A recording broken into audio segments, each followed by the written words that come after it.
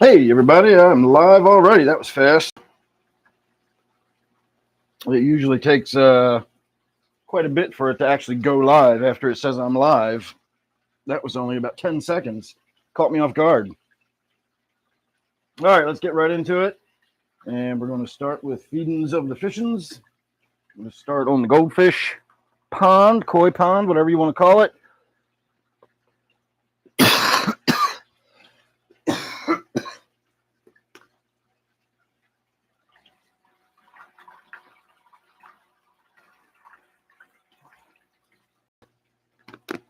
Try to draw them out of the corner a little bit. Hey, Mike.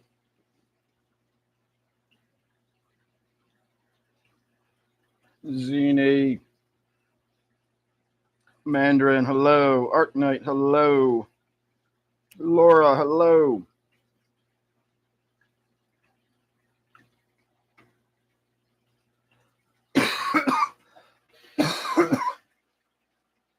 Hey, Wally, or Warren, I should say. The kayaks are still doing well. I was actually just playing with them this morning when I turned the lights on.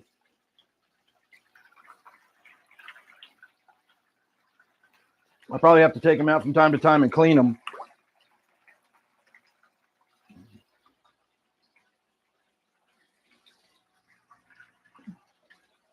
But they still do a pretty good job of motoring around, or I guess I should say not motoring around, paddling around. That one, the one with the keel on it, is the one that tracks really good. That's my little mini pungo in there. I don't know how the fish feel about them, but I like them.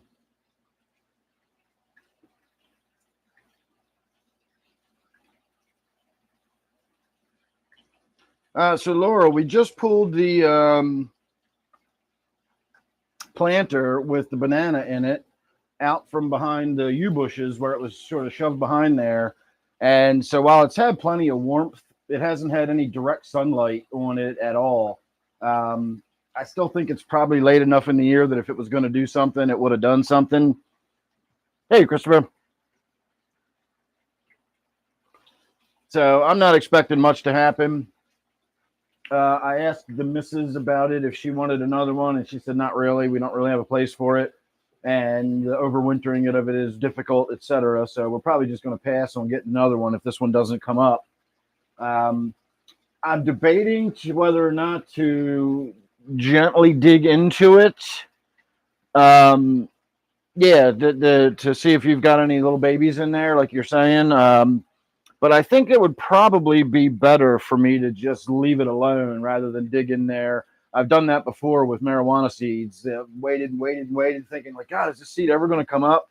And I'll go in there and gently try to dig down and see if I could find the seed to see if it had molded or, and of course, at that point, it had started germinating, and me disturbing it probably, did more damage than just leaving it alone and waiting a couple more days. So I'm going to let it sit there. If it doesn't pop up in another week or something, maybe I'll get in there and gently start moving some soil out of the way and seeing if there's anything going on down there. It didn't look like the bulb was rotten or anything. It didn't feel like soft and mushy from what I could tell at the top part. I did cut away all the dead growth from last year. We left about, I don't know, maybe 6 inches of it sticking up out of the soil where we chopped it off. And of course, all that was dried up and I was able to remove it. But it didn't feel like rotten and soggy and gross. So we'll see, I guess. Shirley, my girlie.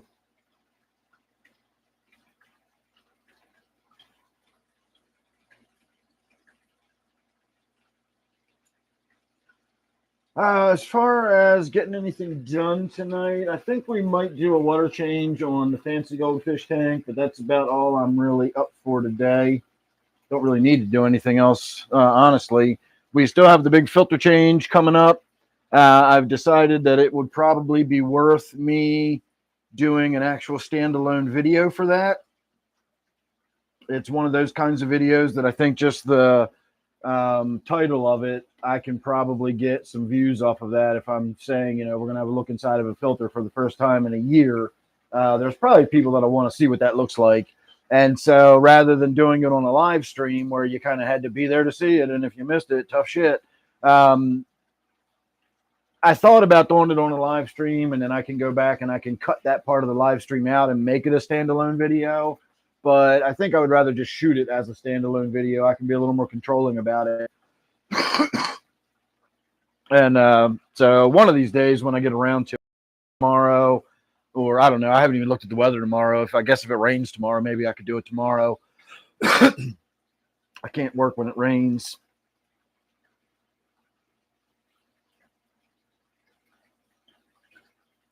So we still do have that coming up here in the fish room. And then other than that, it's just kind of basic maintenance. I don't really have a whole lot going on. There is one thing I want to do tonight, and it is not fish tank related. It is terrarium related. And I want to put the lid back on it, but in order to do so, I need to get in here and carefully remove some of this dragon's tongue while not moving any of the orchid that's in here. Now, I'm tempted to do something with this dragon's tongue that I'm cutting, but I already have so much of it, and it roots and grows so prolifically that I don't really feel like I need to save these little tips of these cuttings.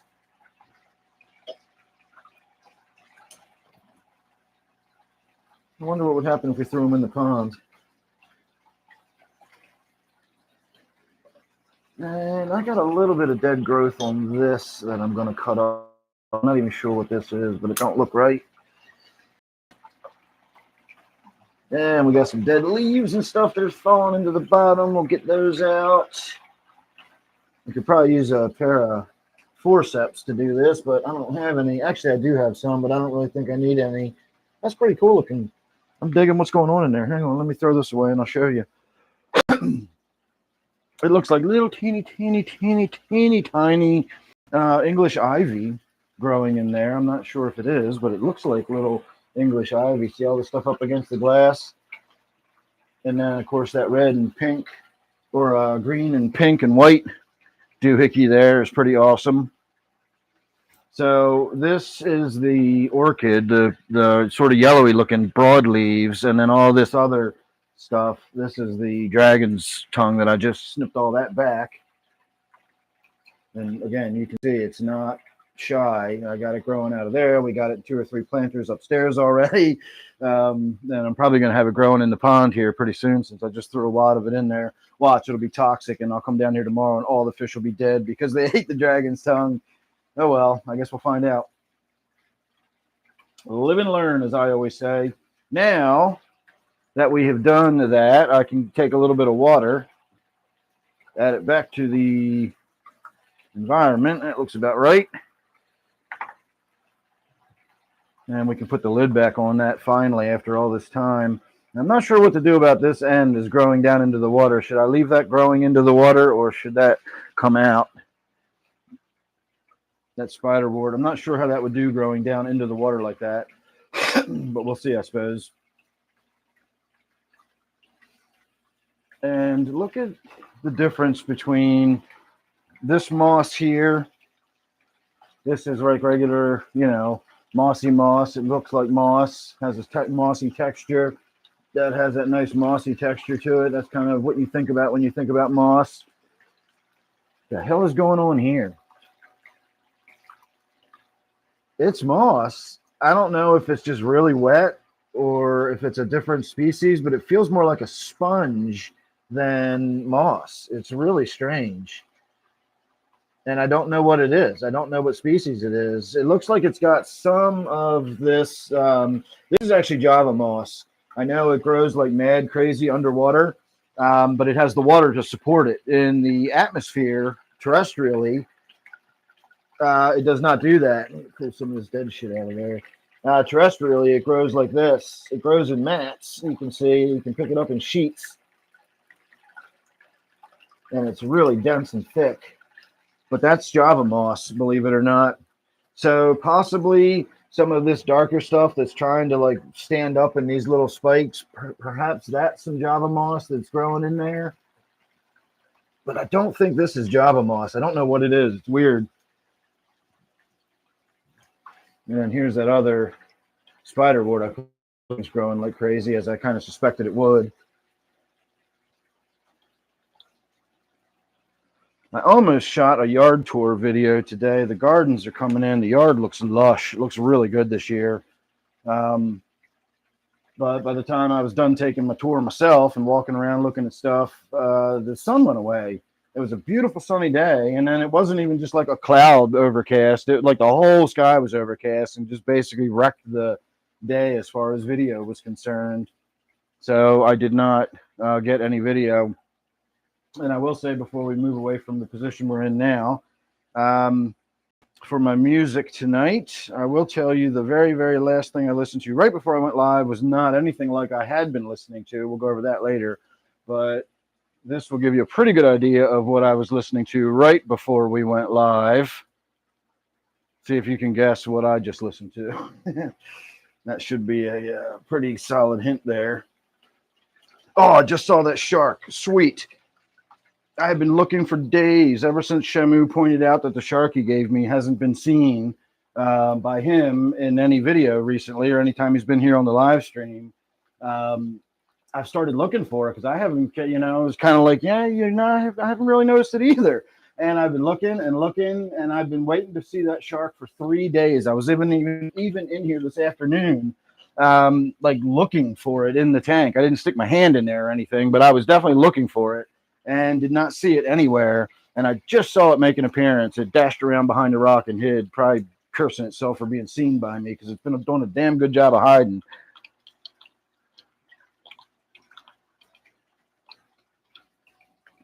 I'll have to send him a text and let him know I saw it and that it's still alive, unless he's watching. You're not here, are you, Shamu? I got to catch up on some comments.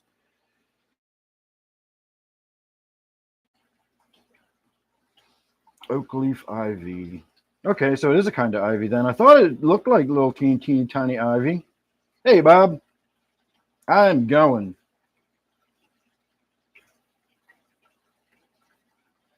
I hope I don't either, Mandarin. I've gotten them in here before. I've had the aphids in here. I've had mites in here. And then, of course, in my other room, I've got all that stuff going on. But I am getting on top of it. Oak leaf ivy. I'll have to try to remember that. I'm not sure why everybody says hello to that bot either, Zini, but I figure they're being friendly and don't think about it. They just see somebody saying hello or whatever, and they just say, hey, not really thinking that it's just a bot.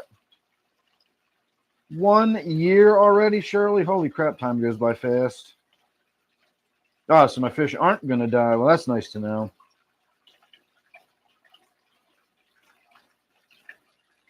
Neil.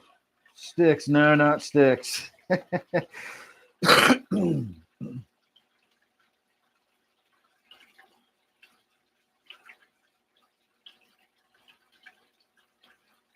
Oh, I know it's going to turn into a giant bush. I just wanted to do that tonight so I could put that damn lid back on there. That lid came off temporarily. I thought, while the orchid is in flower, I'll just take the lid off and let it do its thing. And I didn't realize the orchid was going to be in flower for like 6 months. And so that was just a preliminary whack job. I got in there and chopped that stuff back just enough to be able to put the lid back on. So we will make some more adjustments to that. Baked fish keeper.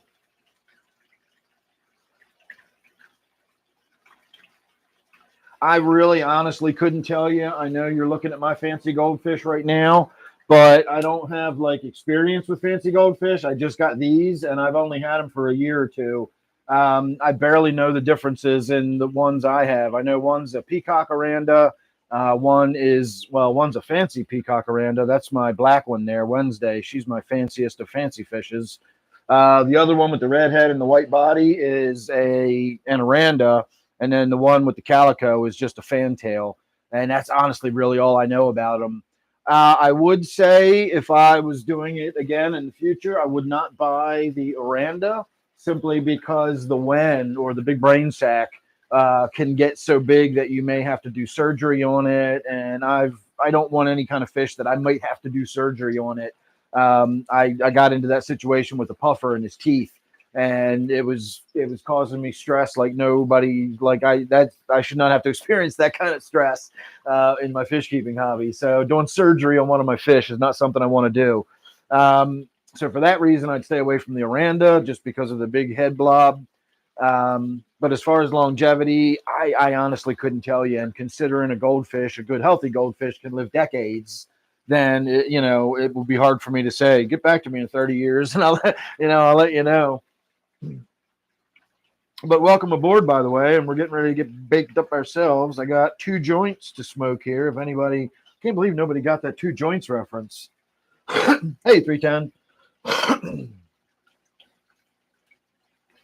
Ficus repens. Like, I'm not going to remember that. I'll barely remember the oak leaf ivy part. I'll try.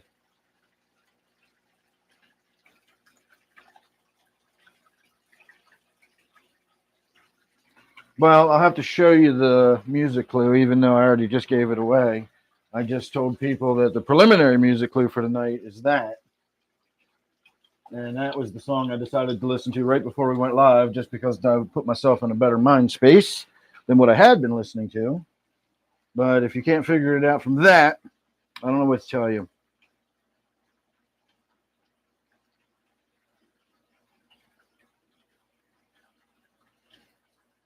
Let's see.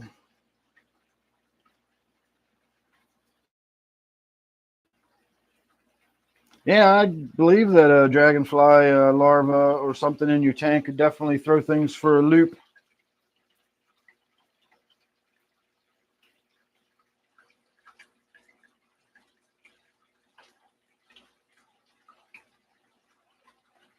Giant orandas only live 2 or 3 years. Interesting. No, not sublime or lime. I was listening to I Smoked 2 Joints by the Toys. But before that, I was listening to a DJ I discovered tonight, and I discovered it in the weirdest way. Oh, that's a bummer, Art. Fishy, hello. Tonight I was trying to find out the name of the song that you always hear played at sports ball games, and I never knew what it was, but I always hear it. This involved a conversation I was having with somebody else earlier. We were talking about the difference between something that everybody knows versus something that's actually popular, and I use that whole sports ball thing because I know that little section of song, but I don't know what it is. And amongst my looking, Gary Glitter, Rock and Roll Part 2 is the song I was thinking of. But while it was giving me a list of other things that are commonly played as sports ball songs, one of them was by this one particular DJ. And I looked, I was listening to them to see if I could figure out what song I was looking for. And when I heard this one, I was like, oh, that's pretty cool. I'm going to check them out. And I did, and I like them. And so I've discovered a new DJ. And once again, he's German. What is it with the damn Germans and the Austrians cranking out the DJs that I like? Is it the fatherland and my coursing through my veins that makes me like these German DJs? My ancient ancestry. Anyway, it's a German DJ by a name that made me think that I was going to be listening to something more in line with what Steve would listen to. But he turned out to be a pretty decent EDM DJ, electronic dance music. And so I think I'm going to give him more of a listen. But that's what I was listening to earlier this evening. I know that's not much to go on, but I just found out about him tonight. I can, let's see. I'll read you what the Wikipedia says, because that's what I found out tonight when I looked it up a minute ago. The first blah, blah, blah album was released in the spring of 1999 on DJ Hell's label. And I will say that the sports ball song that always gets played that everyone listens to is called Kerncraft 400. So if you know the DJ that does Kerncraft 400, that is who I was listening to tonight. And again, I was expecting to hear something that sounded more like what Steve would listen to than anything I would. You did miss a Gary Glitter reference. Okay, Laura, thank you.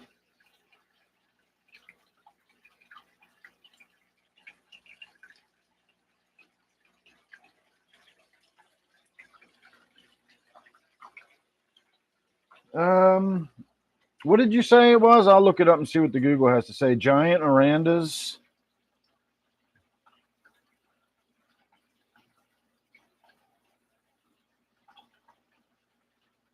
Let's see. Giant oranda lifespan. According to the AI, which I don't trust, it says 10 to 15 years. Let's see what A to Z Animal Facts has to say.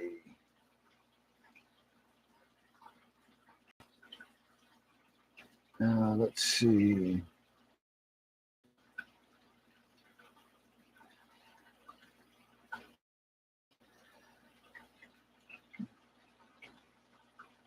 The page is saying 15 years, but that just oranda. It doesn't say anything about giant oranda. It just says oranda.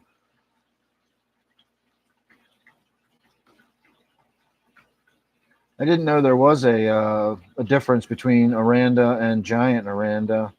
How big can orandas get? Let's see. 7.9 to 12.2 inches, or 20 to 31 centimeters. Sometimes the wen grows enormously, covering the eyes of the fish. I had one that was like that. If you all remember, my fish Blackie had an enormous wen on the top of his head. He finally wound up dying. His wen was all torn up. So I don't know if he died because there was problems with his wen, or I'm not sure. But he didn't survive. Oh, I guess I should feed that tank now that I stuck the camera in front of it. I got stuck. I got caught up reading comments. Here, let's start with some granules for all the minnows or whoever else wants granules. And then we'll throw in the algae wafers for all the algae loving fish.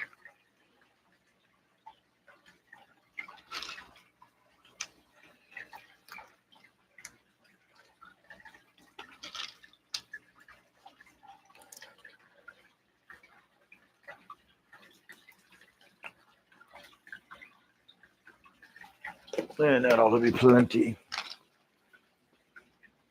All right. Baked fish keeper. Nice.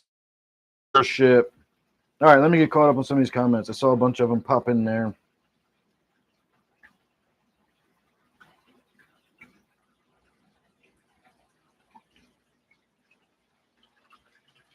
Now, I can see that being a skate song too, playing at the skating rink.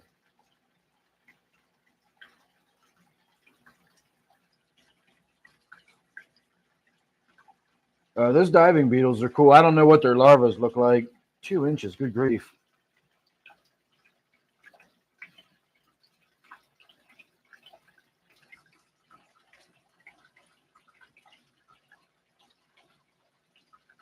All right, I will check that link out. If you send it to me somewhere else, send it on the Discord or whatever. I'll check it out when I get a chance.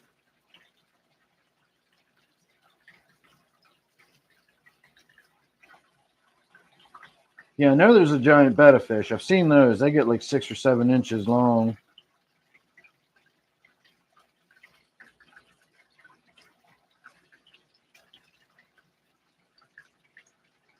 So welcome to membership. I'm actually going to light up a joint here, which is a rare occurrence. I hardly ever smoke joints. I rolled 2 joints to go smoke with Steve yesterday. We were supposed to go out and on the reservoir, but he had a bunch of stuff to do, and by the time it just wasn't going to work out. He lives like an hour away, so it's not like he can just pop out to the reservoir like I can.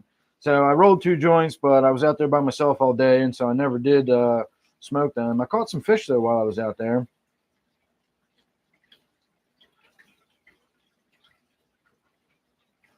All right, now somebody can stop signing me. Hey, George, how are you? So anyway, since nobody seems to be wanting to guess, Zombie Nation is the name of the DJ I was listening to tonight.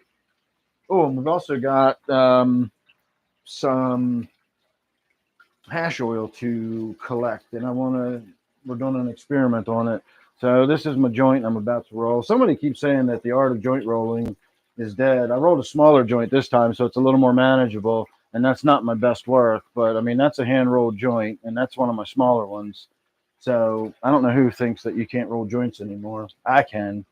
I watched somebody rolling a joint the other day on a video, and I was like, what the fuck is she doing? That looks like it's going to be a stupid ass looking joint. She's got it all crooked, and it was rolling up funny. And then when she was done, she twisted it up and to the end, and she'd like rolled a cone out of it. And it was really well done. It looked like a store-bought cone. It was almost perfect. I was like, all right, well, maybe next time I should shut up until she's finished, because it turned out to be a beautiful, well done, perfectly rolled cone. So good for her. Anyway, cheers, everybody. I'm gonna spark this puppy up. We'll see how it burns. That's Wicked Space rolled up in there.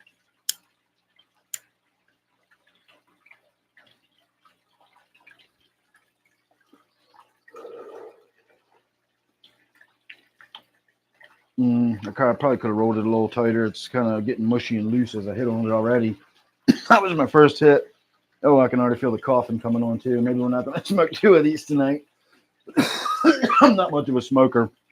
For anybody that's new, I vape the concentrate. I don't smoke the weed anymore. It kills my lungs.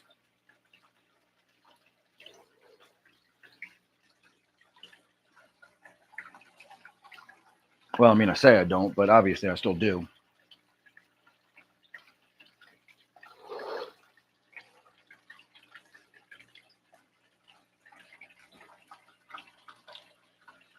It's burning pretty evenly. It's not running too much.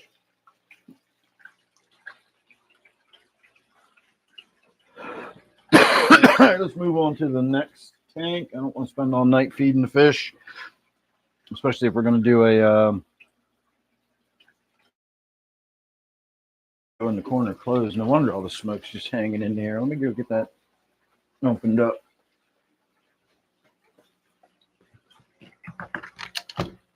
There we go. I do have the fan on in the other room.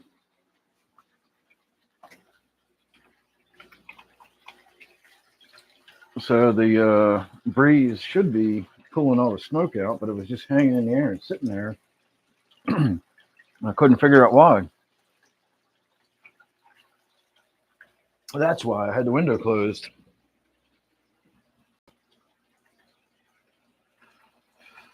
All right, let me see.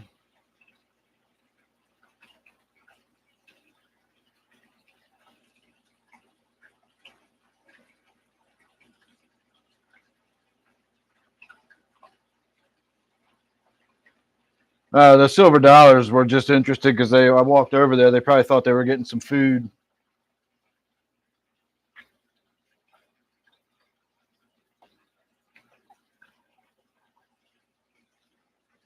Yeah, I was gonna say, Art. The problem with the guppies is once you got them, like, how do you either just have to like give away the ones you have or something, because it's hard to just wait until they all sort of die off and then start over, because they never die off. They just continuously replace themselves. That's one of the good and bad things about live bears. The good thing is that you buy a few and you just never have to buy, mollies again, or you never have to buy guppies again if you want. The bad thing is you have forever guppies, like forever everywhere, and like have to figure out how to get rid of them and start running into genetic problems with crooked backs and everything else. They can get out of hand quickly. Oh, I saw that shark again. I got to text Shamu and let him know that shark is still alive.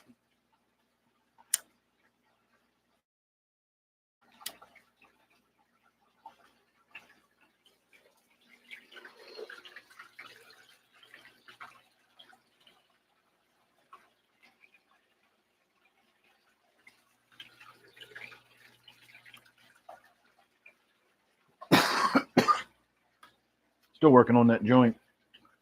It's going to take a while. Joints are just not good for single person use. You either have to hit on them too frequently to keep them going. Or if you take a little break between puffs so you don't cough and choke to death, it goes out, and then you got to light it every single hit. If I'm going to light it every single hit, why don't I just smoke a bowl? Joints are meant to be passed around and smoked amongst, at least a couple or three people.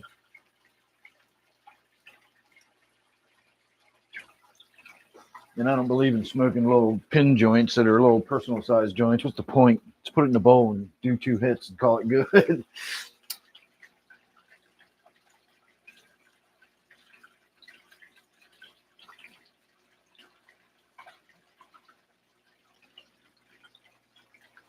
Good weed, though. This is also rolled out of my sugar leaf. I've explained before, if you're new around here, when I harvest my plants and I trim them up, I always trim the sugar leaf separate, and I keep it, if it's good looking anyway, if it's a good plant that finished all nice and green, I'll take the sugar leaf and keep that separate, because once that dries up and cures, it's pre-shredded. It's perfect for rolling joints. It's the right consistency. It's the right potency. It's almost as strong as if you're using bud, but it's not so strong that you can't get through a joint. Most of the time you roll a joint out of bud and you smoke about a third of it, you're done. You use the sugar leaf and you get through about a half of it before you start feeling done. You can work it down to like a nice fat roach and call it good.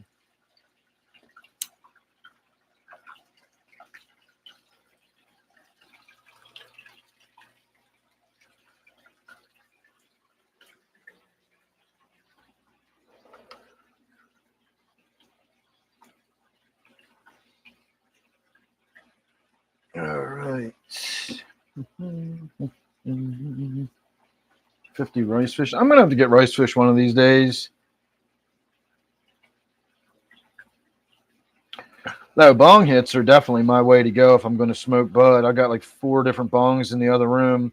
Again, I rolled these joints because me and Steve, when we go out on the kayak, it's kind of a tradition. And again, it's more social, smoking a joint.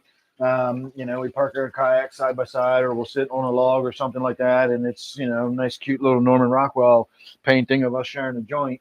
But if I'm smoking on my own, I smoke out of a bong by preference. When I go out and about driving around or I'm at work or whatever, I pack a bowl, but I completely saturate the bud with my hash oil so that it's more like vaping hash oil than it is smoking weed. And that one bowl will just last and last and last, and you can just keep puffing on it all fucking day. You get so many hits out of it when you load it up with the oil like that.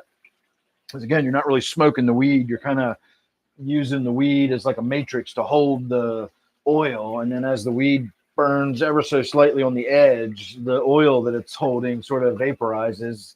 And you get a nice stream of smoke coming off of it, but it's not so much from the weed. It's more from vaporizing the oil. So that's my preferred way of smoking it. But you have to have a fair whack of hash oil available, which I do.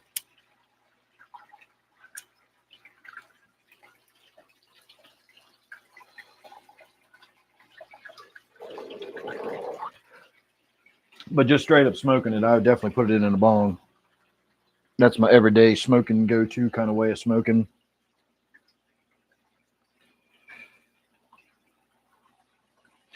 I would say 20 gallons is definitely too small for a figure 8.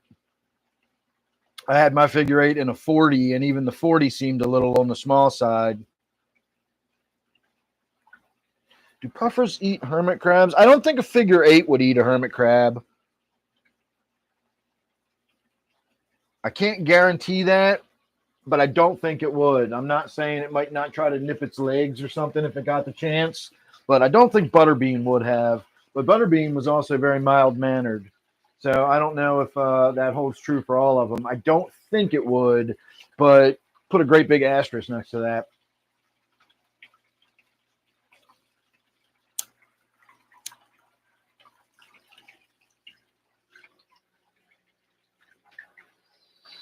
We're getting there, everybody.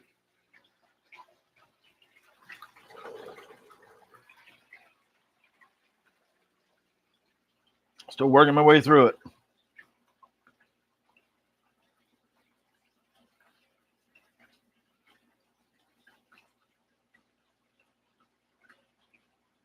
Yeah, if you've got a dry herb vaporizer, that's a good way to do it too. I have one of them in the other room. I don't really use it very often now.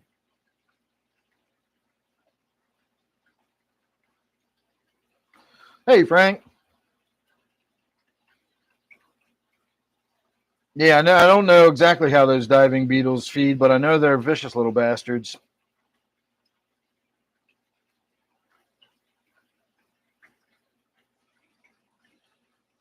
Yeah, that's probably your best bet there, Fishy.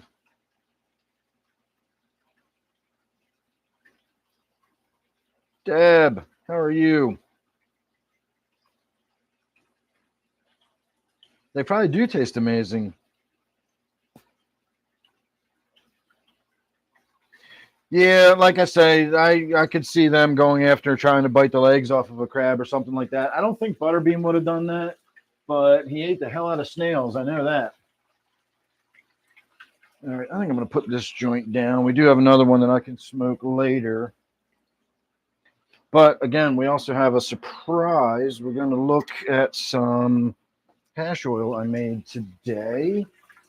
And I'm going to actually show you some pictures of what we started with, and you're going to be shocked to see what we finished with. So this is what I'm working on now. This is the stuff I made the other day. And again, if you saw what I started with and see what I've actually ended with, you'd be amazed. And we did something similar today, except the what I made today is still in my vacuum chamber. It is purged and ready to go. It was just still a little bit warm. I do a warm vacuum purge, and I was letting it cool down, so it's probably ready to pull out of there anytime I want. Mike, how are you? Got a lot of Mikes. I guess Mike's a pretty common name though, so that makes a lot of sense.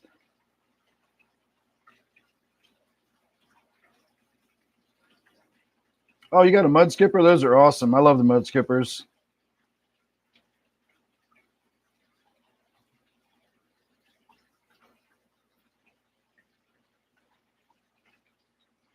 Yeah, pea puffers could go in a 20.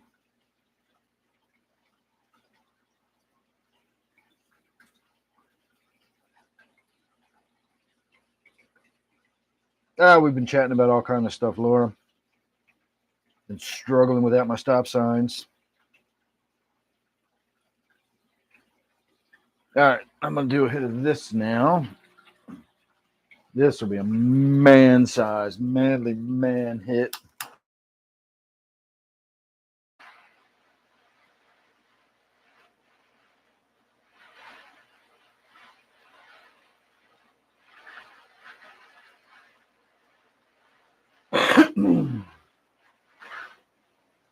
And this is definitely my preferred way of vaping. It's not the best way, but it's my preferred way.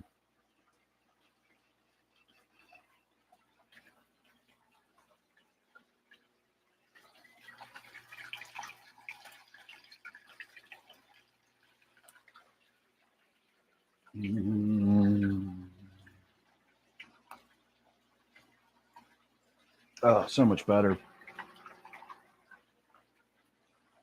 Got like 18 times more potency, and it doesn't destroy my lungs.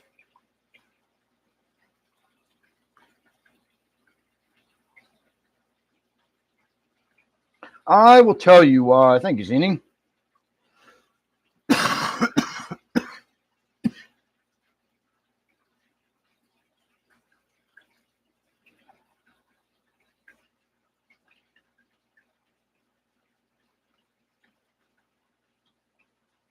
Oh, that's a bummer, Christopher. I hope things work out for you.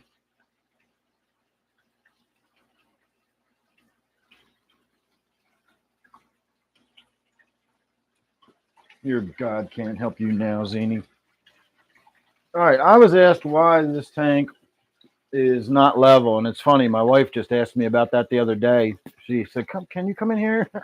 The water level was even lower, and if it's low enough that it's actually below this edge too, here, let me lift you up. It's a little odd looking up at it. There you go.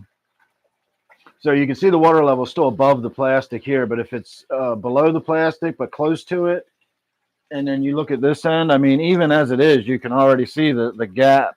It's a solid ½ inch to 3/4 of an inch difference from this end to that end. Now, over a 3-foot stretch, that is way off level. I always joke about everything I build is half a bubble off. That's more than any half a bubble.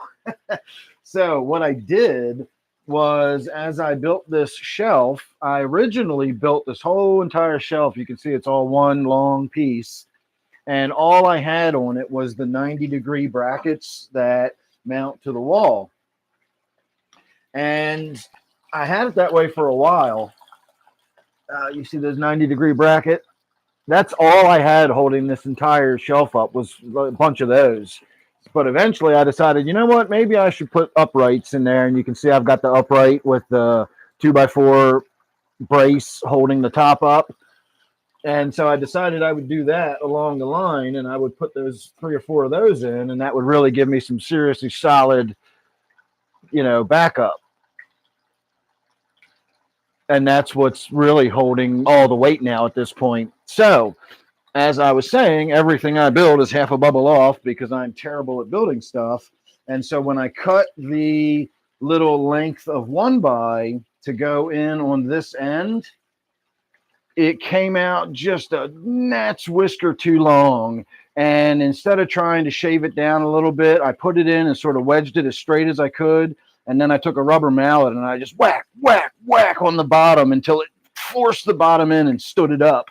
And as it did so, it pushed this whole end up about a ½ an inch.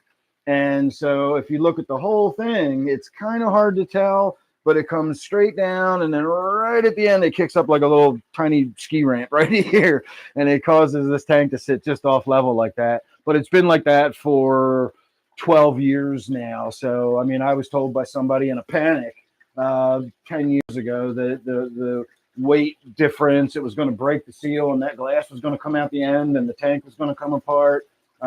This is one of my oldest, most stable tanks that I never even have to do anything to, and it just sits there looking like that. So I'm not too worried about it. I don't think it's going to go anywhere. But that's why it's off level like that, since you asked. And if you ask me a question, you get a serious answer. All right, let's move on to the next tank. Try to get this down here. I got stuff everywhere in my way. Turn the light off. Oh, I still need to go text Shamu and let him know I saw that shark in here. All right. I'll try to get you so you can see the whole length of the tank, and that'll give you more of a view of the way all of the schooling fish swim together. In fact, I'm not going to feed them for a moment. I'm just going to let them kind of do their thing. And I'll put some food in there in a few minutes if somebody reminds me, because once I don't, I'll probably forget.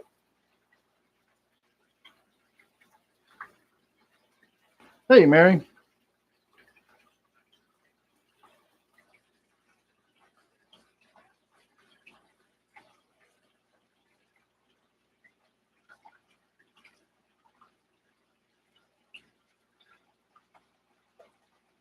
When did I last use it? I'm not sure what you're asking me, Mary.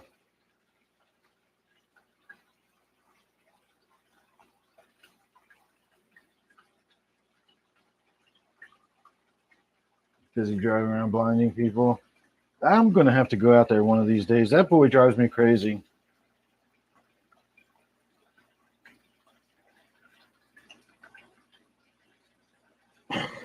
There you go, Mary.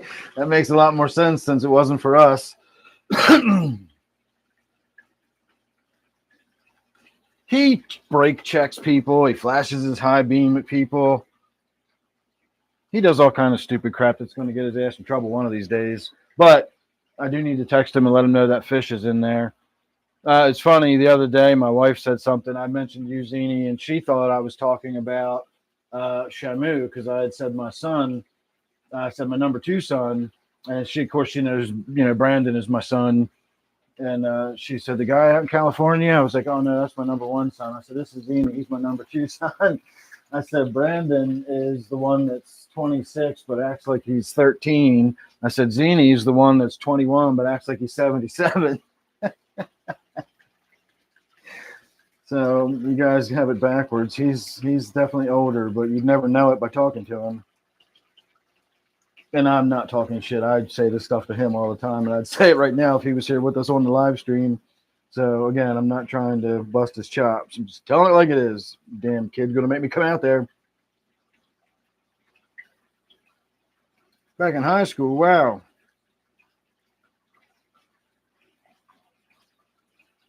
It's good to have you back. That's awesome. I know Zini's been watching me forever, and Shamu, who I've been talking about, my son Brandon, he started watching me when he was 14. He was a mere child boy, and he's 26 now. I feel like I've watched him grow up through his comments, except he's still 14 through his comments. Poor Brandon. I do still need to text him and let him know his fish is alive, though.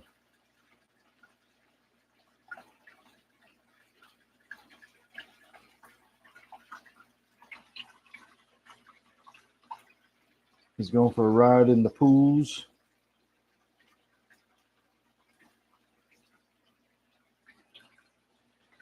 All right. You all watch that tank for just another moment. I'm going to text Shamu, let him know I saw his fish so I can stop talking about it. Oh, I got a text sitting here waiting for me. I wonder who that's from. Oh, that's from Laura. Look at that. Oh, and she sent me the name of that plant. Nice. Thank you. All right. Let me find Brandon.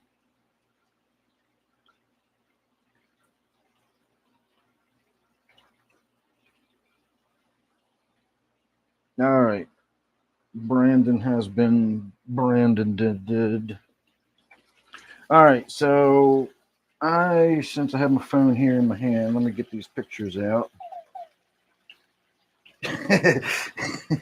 He asked alive.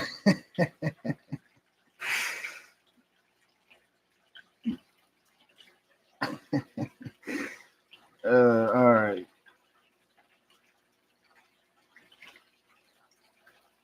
So, do you see that I'm outside, first of all, and that looks like a bunch of weeds and shit that I cut up?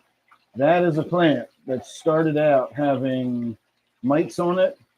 It wasn't even fully finished blooming yet. I threw it outside. It got rained on, moved around, thrown around, knocked on the ground, rained on again, et cetera, et cetera. That shit has been through the mill. It looked like that, but I chopped it all up and I stuffed it into my glass tube, like so. And then I ran 2 cans of butane through it, and we're about to find out what I got out of it. It should be cooled down enough by now, but we will wait at least until we get done feeding this tank, because I want to do that before I forget about it, since I did say I was going to do that. And we're just throwing some crisps. Nope, sorry, these are crumbles or granules, not crisps. And that was probably more than I needed to, but whatever.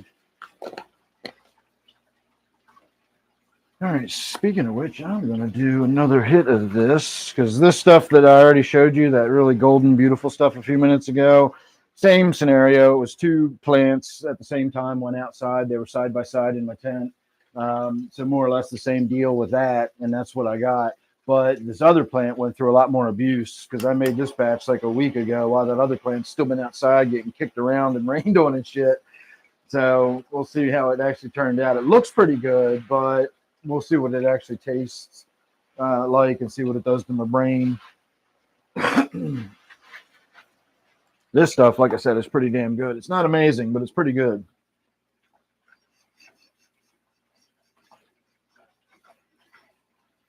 I'm out of my amazing stuff.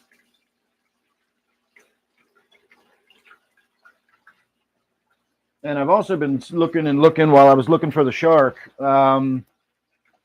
Still did not find any other additional juvenile fish in there, whether it was the diamonds or the Buenos Aires. It's just that one little baby Buenos Aires in there swimming around. That's the only small fish I can find, other than, as we've already pointed out, a few of those diamond tetras look considerably smaller than their tank mates. So they were probably from a later generation than what originally went in there. But they're definitely not little baby fish like that Buenos Aires is anymore.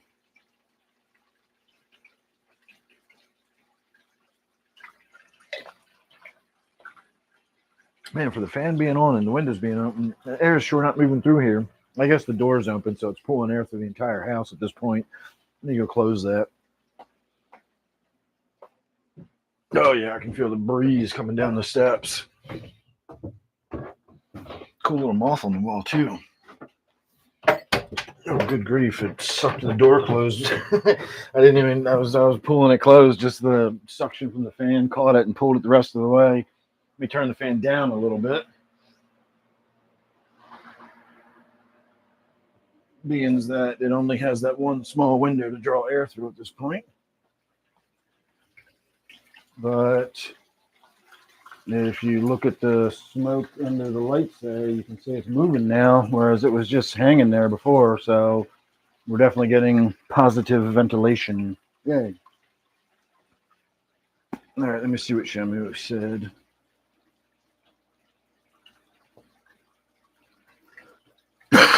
Excuse me. I tried to type in on live and I typed him on lice.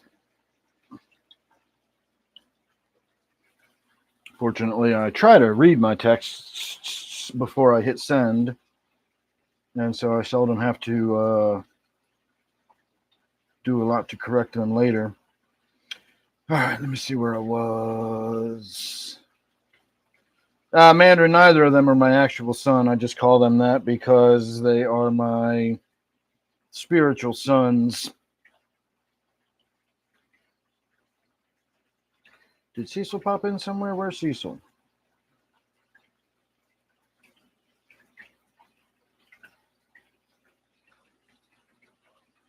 Oh, hey, Robert. There you are. Oh, you're saying no, Cecil. Oh, I haven't seen Sweet Acres in a long time, Laura. I haven't even seen Janice in a long time.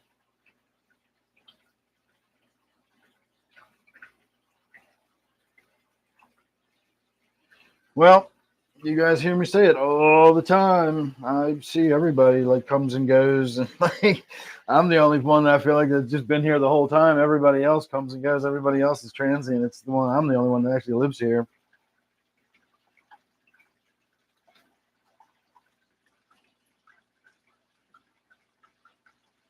I really don't know, Baked Fish Keeper, about my crypts. That's nothing. I just trimmed them out. The entire tank was completely filled with them. The fish could barely swim before I got in there and pulled them out. I had a bucket full of them that I just got rid of.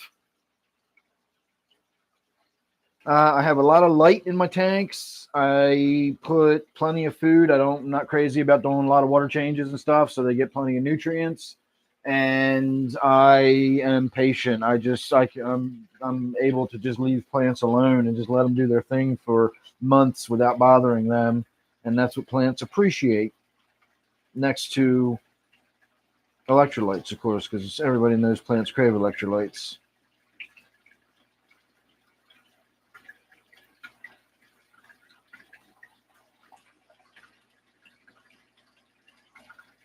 Cecil, you are there.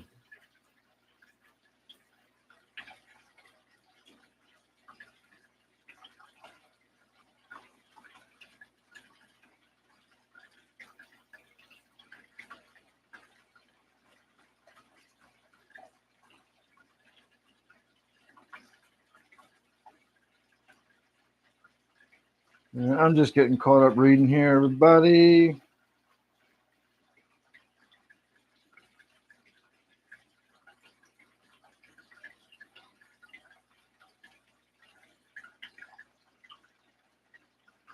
Oh, that's cool. See, I saw.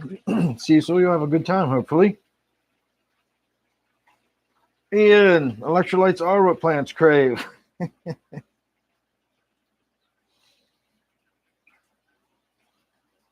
Gatorade. I can't remember.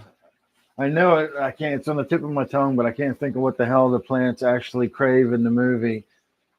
Oh, that's going to drive me crazy. Somebody will throw it up there.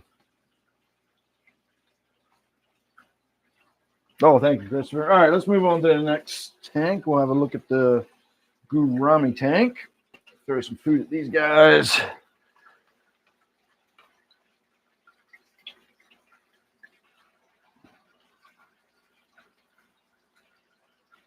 That's name of that stuff is so on the tip of my tongue.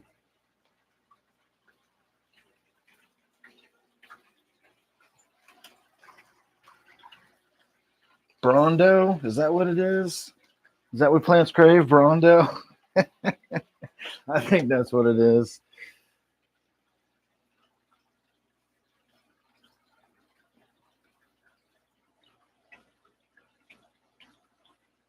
$15,000 for a week? That's expensive as shit.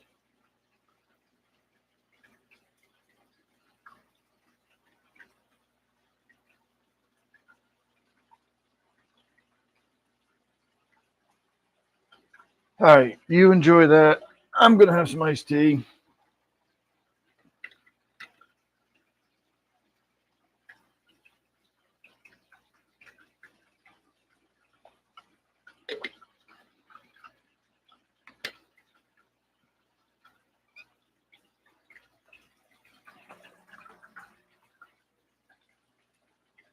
All right, I still don't know what I'm gonna do with this tank. I got the filter out back, but I almost feel like I should just buy a new filter and start over rather than pulling that one apart and cleaning it.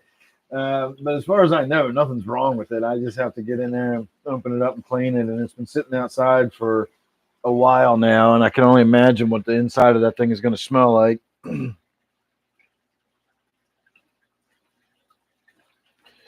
The stop signs are so that I know where I left off when I'm reading, and that way it makes it easy for me to find my place when I come back because I try not to miss anybody's comments.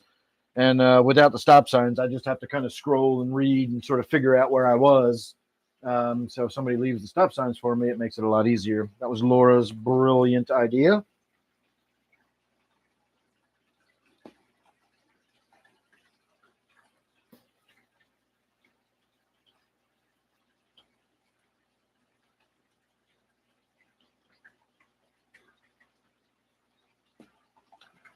Yes, especially when I stop unexpectedly. Get distracted easily. Holy crap, it's 9 o'clock already. We got to get moving.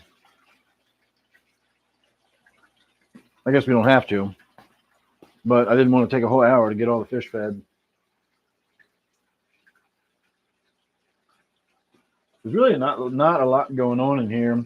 I wanted to do a water change on the Goldfish tank, and I guess we still can. I'll go throw a hose in that while you guys are looking at the gourami tank.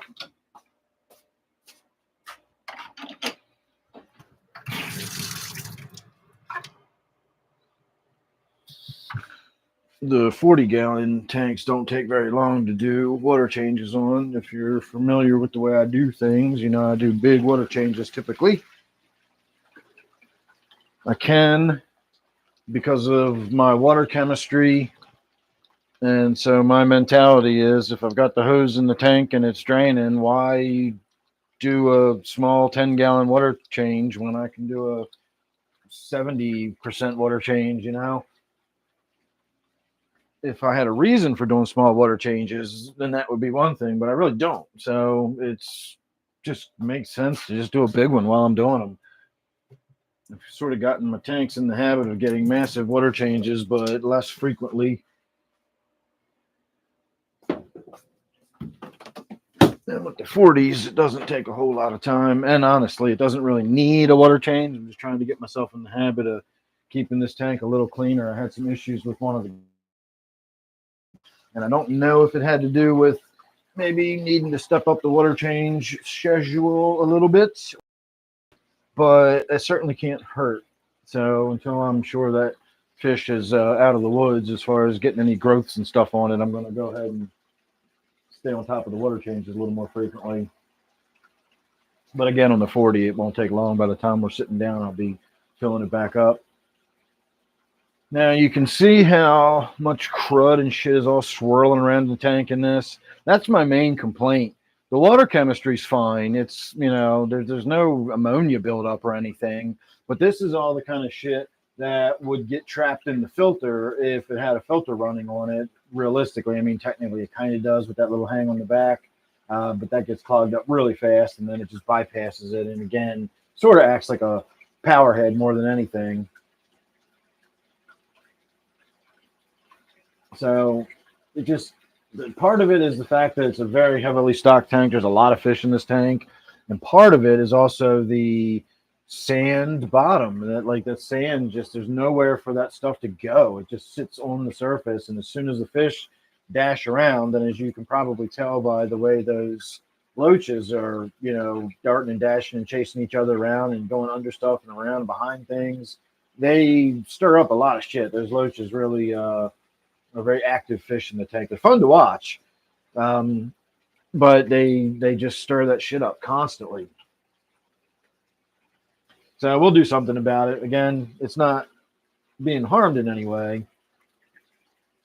It just looks like ass, and not the good way.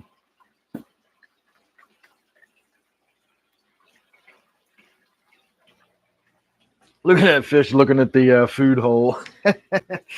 He knows it's coming. There you go, buddy.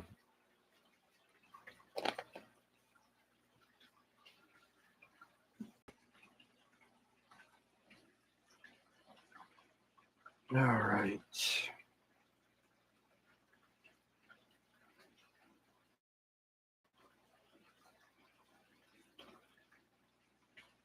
Oh, yeah, that new. I didn't know you guys could put emojis on the Discord. That's awesome. I was thinking that was an emoji here on the channel. If I can, I will try to take that emoji and put it on here so it can get used as one of your members' emojis, because I had to look at it to see what that was at first because my eyes are so bad. I put my glasses on. That was a fucking good one. I liked it.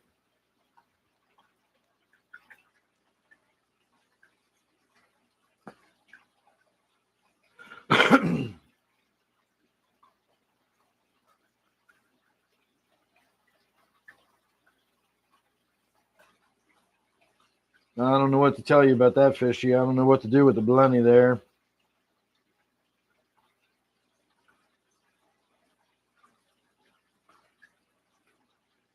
Yeah, I've had a few fish that hide like that all the time, and that for that very reason, I'd never want to buy them again because what's the point in having them?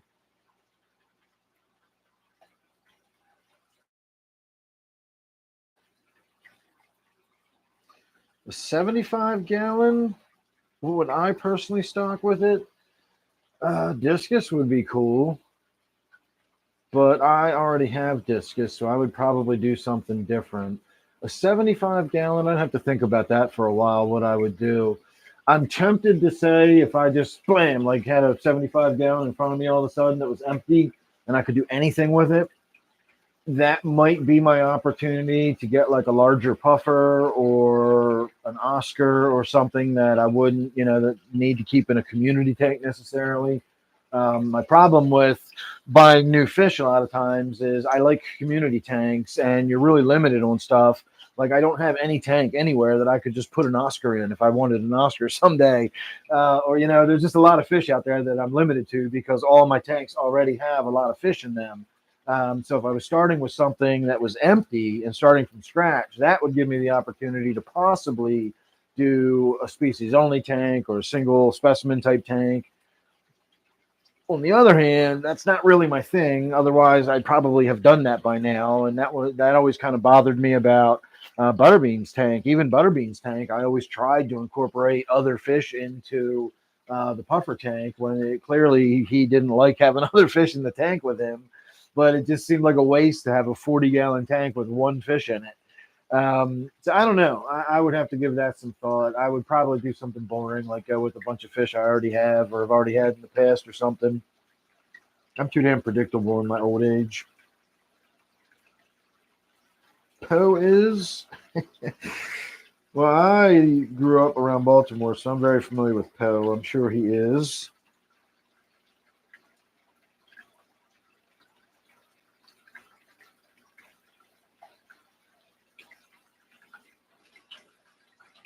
Yeah, the Discord's still going, Zany.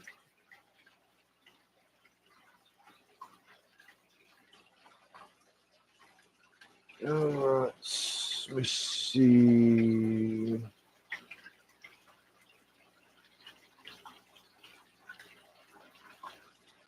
A German blue ram and a 20, I would say, yeah. I never had any luck with them, but I think you could do one in the 20, no problem.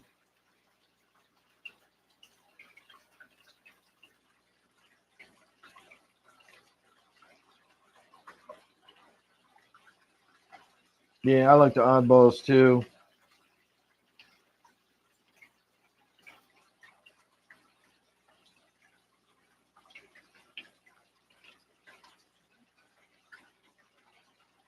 My beefcake section is still up and running.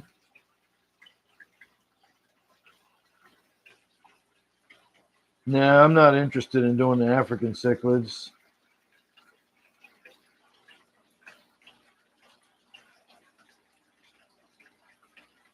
Goldfishes and dojo.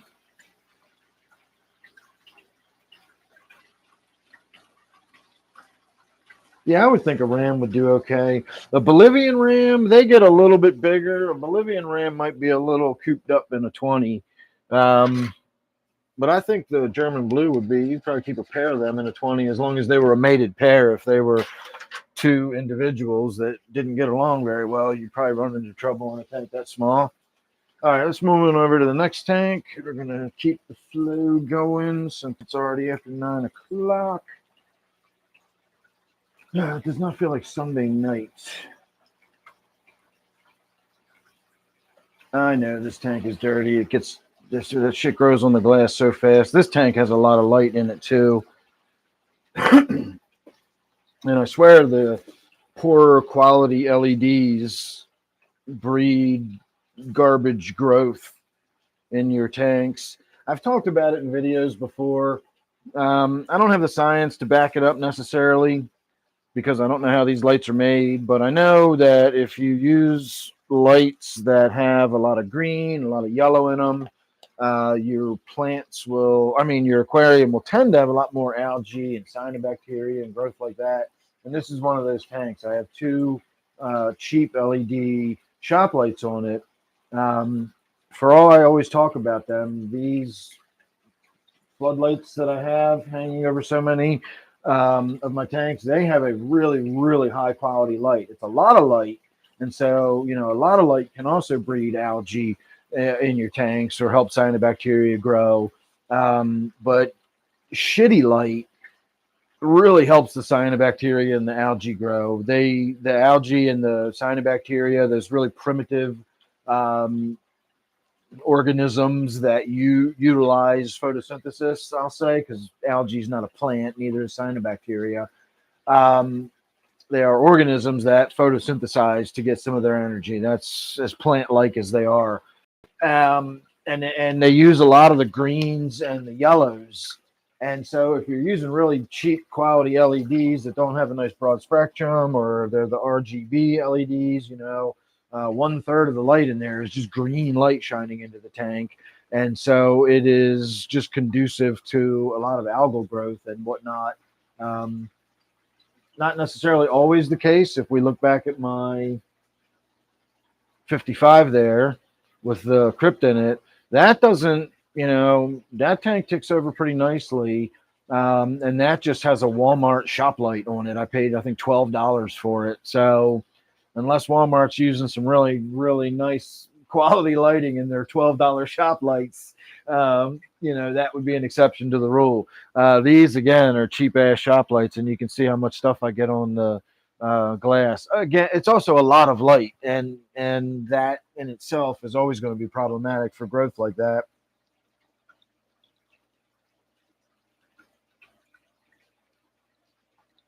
Cornflakes and bananas. That sounds awesome.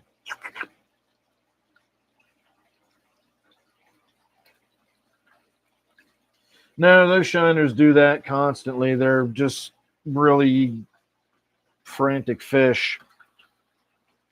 That's why the discus hide all the time. I'm still not sure whether I should remove the shiners, and if so, where do I put them? Or should I remove the discus and put them in my 55, which is what I think I'm going to do. I think they would look really good in my 55. The orange with the oranges and reds that are mixed in with the crypt, I think they'd look really good in there.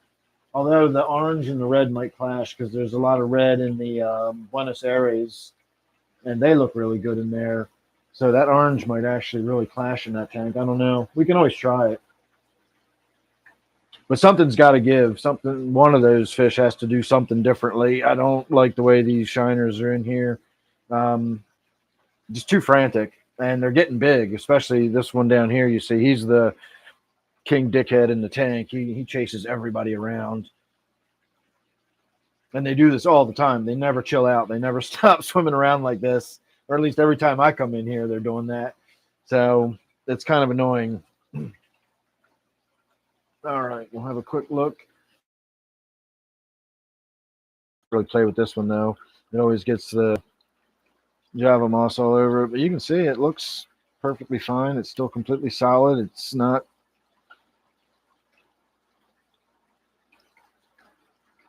Looks good to me.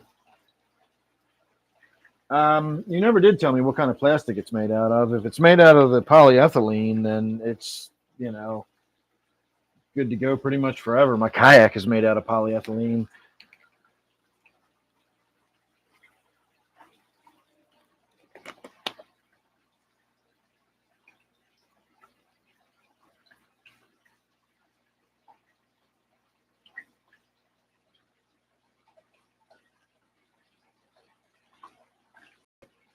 Yeah, you can tell the discus are definitely wary of those minnows.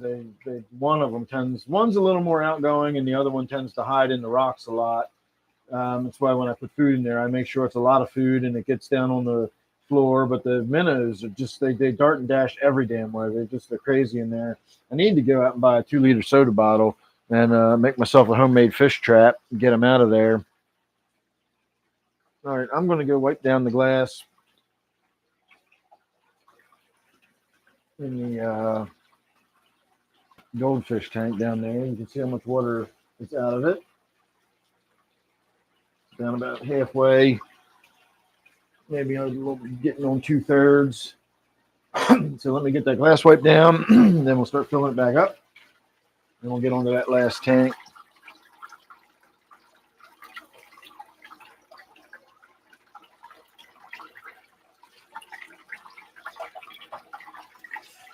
I like wiping the glass down when the tank is on the low water end of the water change, because you can really aggressively wipe the glass that's above the water line without splashing water everywhere and sloshing water all around the tank and freaking the fish out and making a mess. Once you're wiping under the water line, you got to be a little more gentle, and you got to be careful because these stupid fish come right up to your hands to find out what you're doing in case you got any food.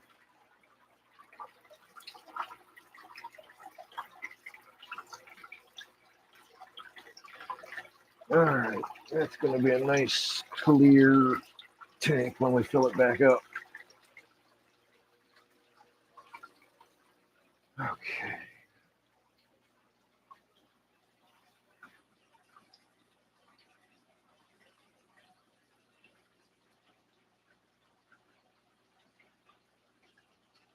All right, my fingers are wet, so it's not doing anything on my phone when I touch it. There we go.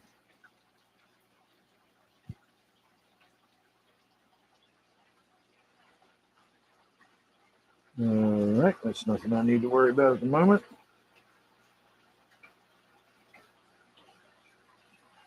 Okay, why? There we go. There's my chat. All right, let me go get the water turned around because the filters are actually starting to run dry. Here, we'll move over to the last tank real quick, and then I'll tend to that one.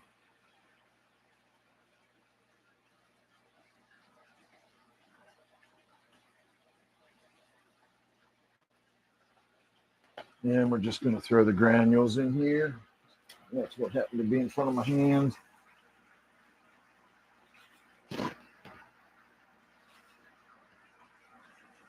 And remember, there's a bunch of fish that you don't often see in here. That's why I throw so much of these granules in there. They got to get everywhere for all the fish to get to. I got a big catfish in there and the Siamese algae eaters.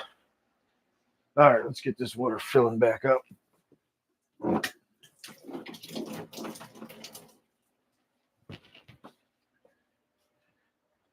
And in a minute, we'll pull that hash oil out of my vacuum chamber and we'll see what we got going on.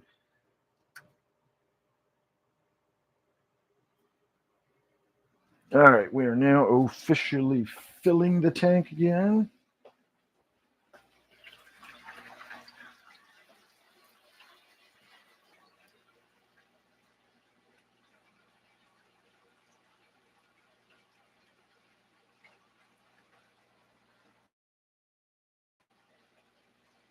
Now I got a jillion ram's horn snails in that tank.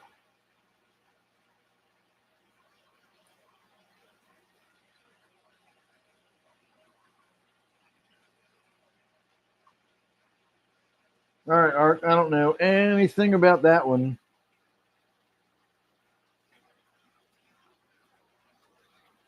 Oh, if it's got cyanoacrylate on it, yeah, that's definitely waterproof. That'll be fine. That's interesting.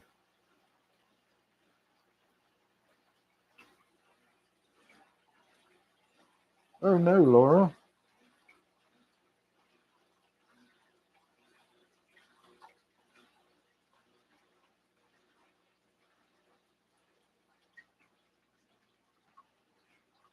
No, those rainbow fish are chunky. I've had them for so many years now. I can't believe they're still alive in there. All right, and once again, we're hitting on some of this yummy, yummy good stuff. And in a minute, when we're filling that tank up, because I don't want to get distracted while the tank is filling. Those 40s go pretty fast, but we'll go in and open up the vacuum chamber and see what we got. It's actually still under vacuum right now. It's just sitting in there cooling down. Although, again, at this point, that was an hour before the live stream started.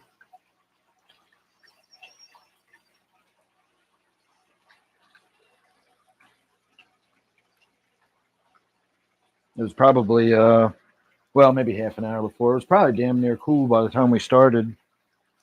We're getting close to it anyway. It definitely will be by now.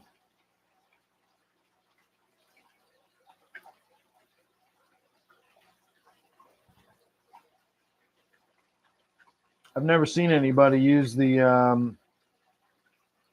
cyanoacrylate as a brush type situation before. I've got some in a gel, and I've painted it on like thick, and then sprayed it with the activator. And I've actually used it to create like solid pieces of plastic.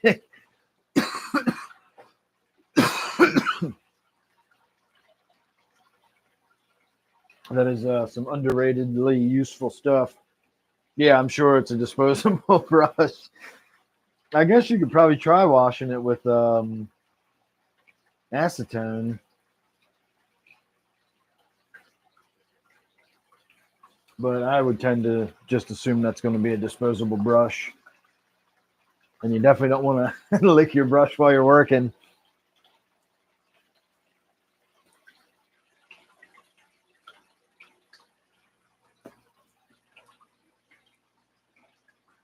I'm actually thinking about coming down here into this tank that's got 6 zillion shrimp in it and trying to isolate those really bright red ones. I've got a few of them in there.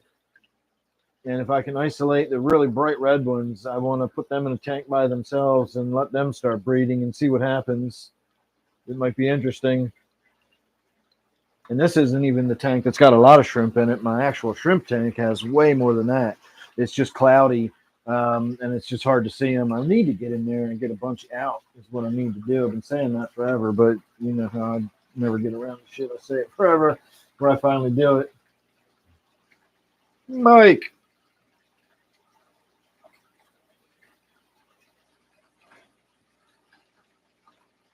All right, Christopher, you enjoy your TV time evening. Happy Mother's Day to the missus. Those are keeping shrimp, not feeding shrimp.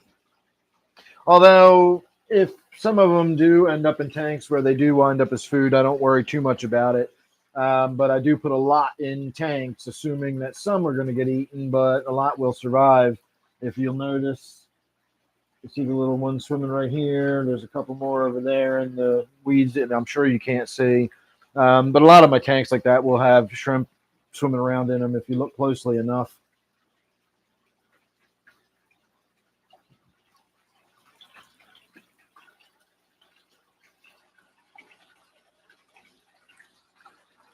Man, tonight does not feel like Sunday night to me. I don't know what night it feels like, but it sure don't feel like Sunday. I just heard the missus making her way towards the bedroom. It is bedtime. She gets up at 5:15.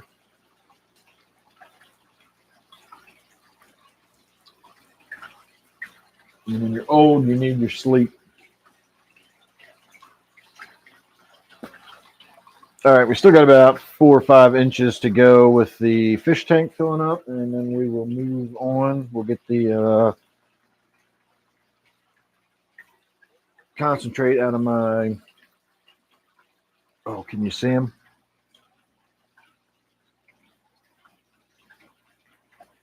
If you look right here, you see that catfish? That's my big Synodontis catfish that we hardly ever see.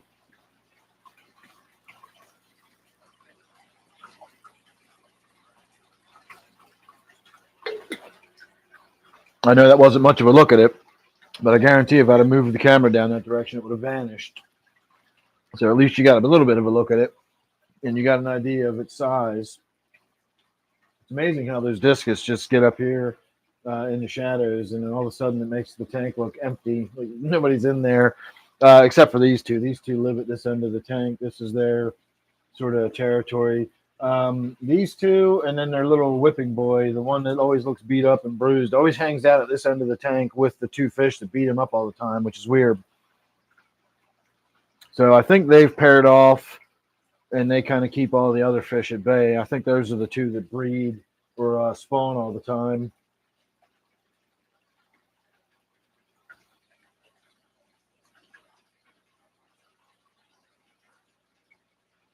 Oh, that's a bummer, Laura. I'm glad it was nobody got hurt or anything, though.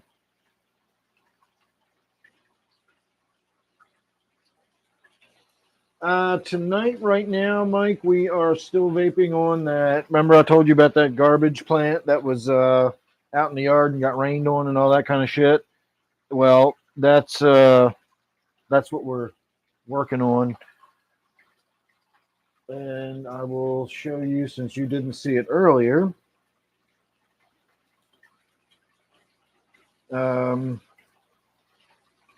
This is the plant that I chopped up today. And if you see how, I mean, you can see it's just nasty, dry, brown. Like you wouldn't know that was marijuana if you just looked at it. You'd think that was just garbage. So that got made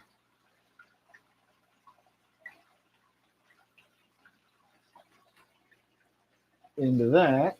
We're all shoved into that, I should say. And we're going to go pull that out of the vacuum chamber here in a minute and see what I got out of it. Because I know it looks really good, but I haven't tasted it or anything.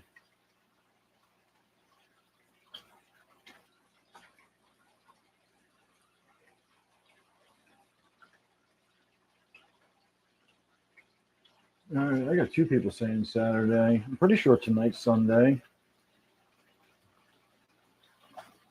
Brandon said he was driving because I told him I was live, and he texted me back saying, "You're doing Saturdays now?" So apparently Brandon thinks it's Saturday too.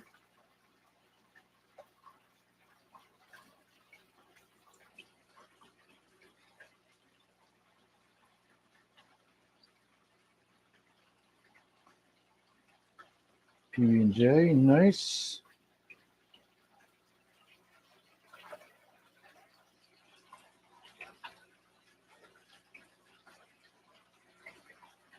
It's Sunday, Zini.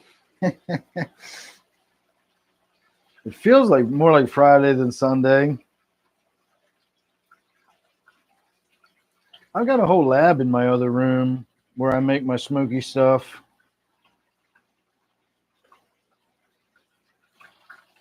Um, when I say a vacuum chamber, I just mean a vacuum chamber. It's not. I'll show it to you in a minute. Like I say, we're coming down the home stretch on the tank here. You can see the water line is right up near the edge, so be patient.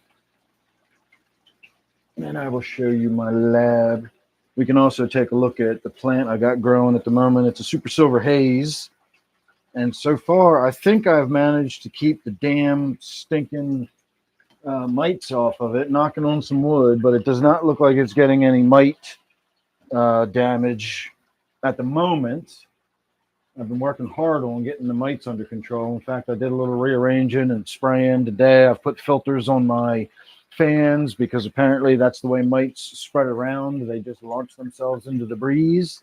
And since my tents have, fans and ventilation and circulation and whatnot, I can imagine that any, mite that's in there just gets blown right on out and sucked out through the vent at the top and blown into the basement and swirling around on the breeze.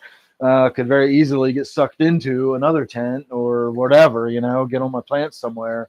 So I put filters on all of my exhaust fans. And so any mites that come out should get caught in the filter, where they'll just get desiccated, they'll just get dried out, trapped in the filter, and it'll kill them. Hopefully that will stop them from spreading around. And I keep isolating each tent. As each tent gets empty, I just keep it empty and I spray it and I clean it out. I'm sort of working my way into a restart. I'm really, really sick of these mites. I'm trying to get rid of them for once and all, but it's been a bitch. And I still have plants that have mites on them. I still have one tent that has mites in it, so I know I haven't gotten rid of them yet.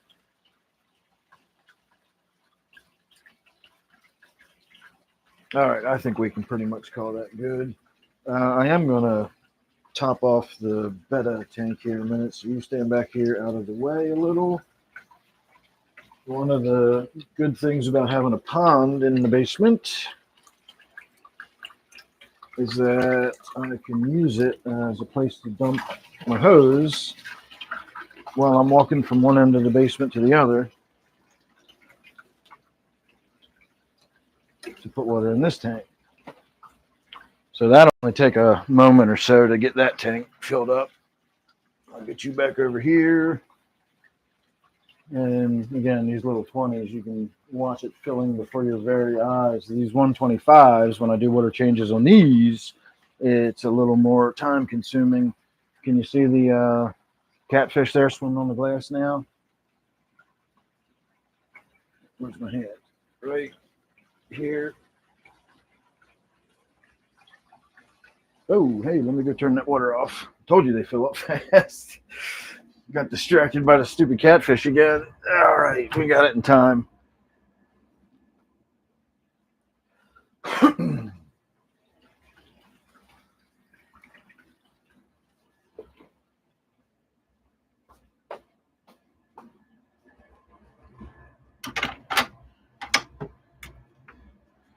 And we are done with the work. That's all I wanted to get done tonight.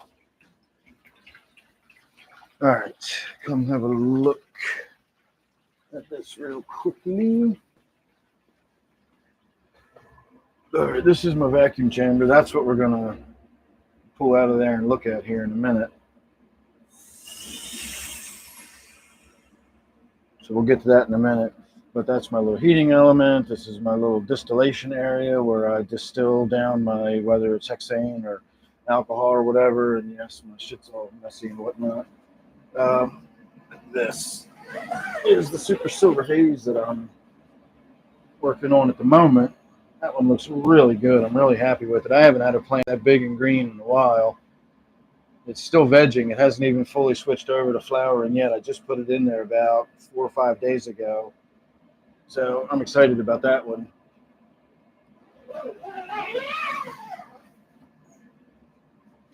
So let us pull that out and see what we've actually got.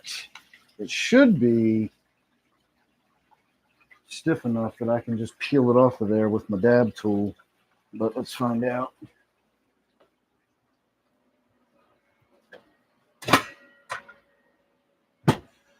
Ooh, smells good. You can smell the aroma as soon as I opened the top. So that's what it looks like. So you saw that nasty shit we started with.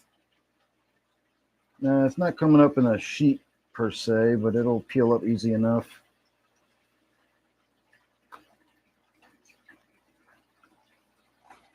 So we'll get that in a container.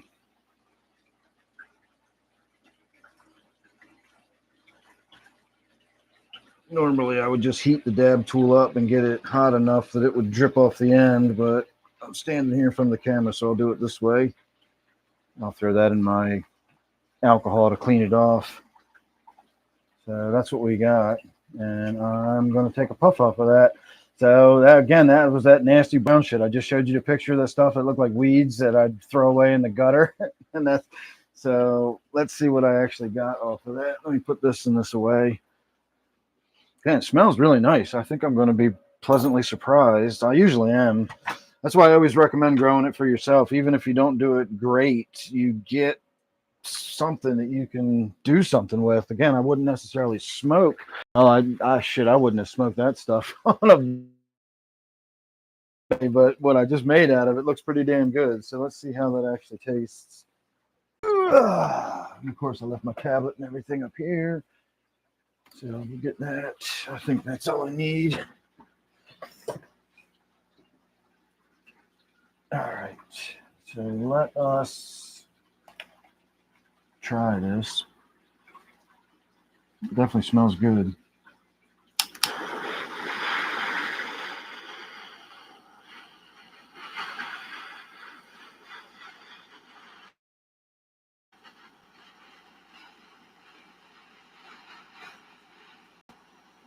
And this, as I said earlier, is my preferred way of hitting on my concentrate, just getting the metal pipe nice and hot.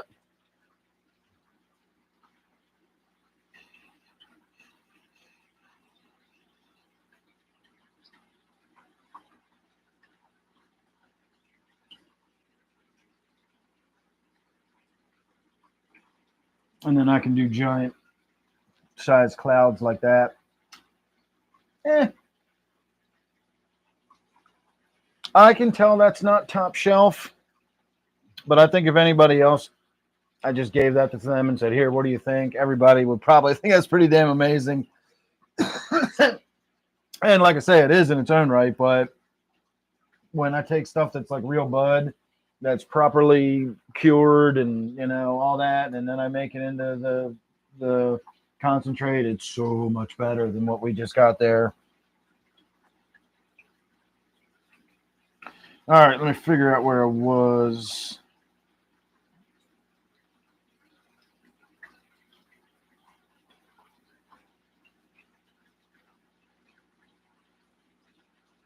All right, here we are.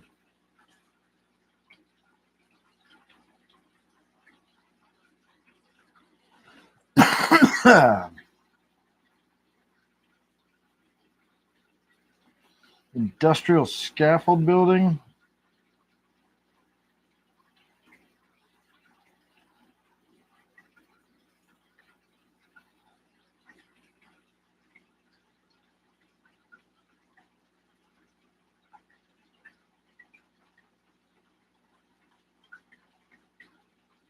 I've been on scaffolding before, but we didn't build. I mean, we put it up on the job site, but I don't know. Do you mean building a building, or do you mean like erecting it at a job site?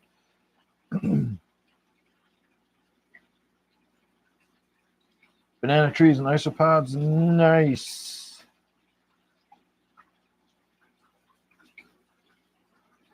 Let's see. 35 an hour, that's good pay. Nice.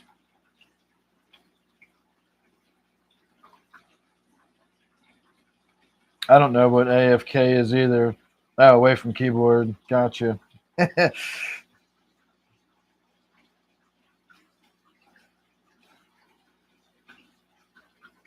Zini is on the mobile. All right.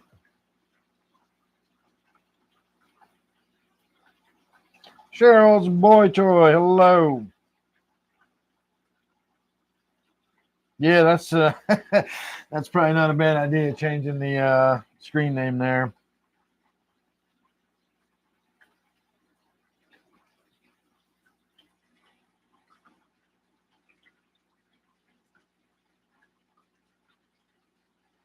What are you smoking on, Cecil?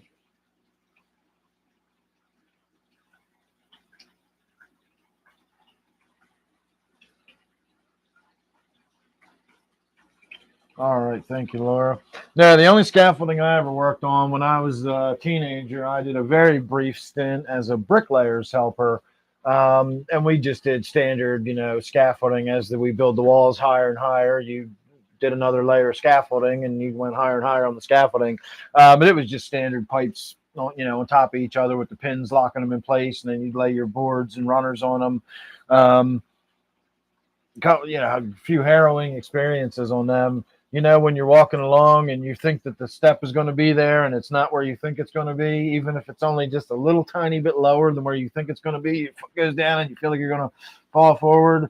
Well, when you're walking and somebody's got the planks laying on top of each other like this, and you get to that one step where you step off of the one plank and down onto the next one, if you're carrying a bunch of shit and not looking, man, you're 3 or 4 stories up and walking on a piece of fucking wood, and you take one of those steps where the floor ain't where you think it is. It is a heart-stopping moment, thinking you're just going right off. You walk too far and went off the end or something. So I do remember that from working on scaffolding, but that's all that my experience with scaffolding actually is, though. Yeah, it was about a 3/4 inch heart attack. Oh, nice. See, you still got some good stuff today.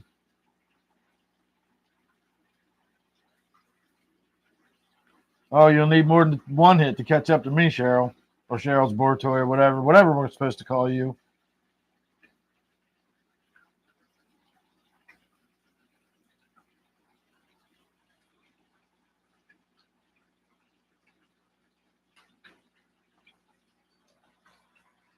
Yeah, again, I was 17, I think, when that happened, and I'm sitting here at 53 years old telling you, like, I vividly remember those moments where I, stepped off the end of that plank onto the next plank, and it wasn't where I thought it was going to be. I never thought about it as a 3/4 inch heart attack, but that's a perfect description of it.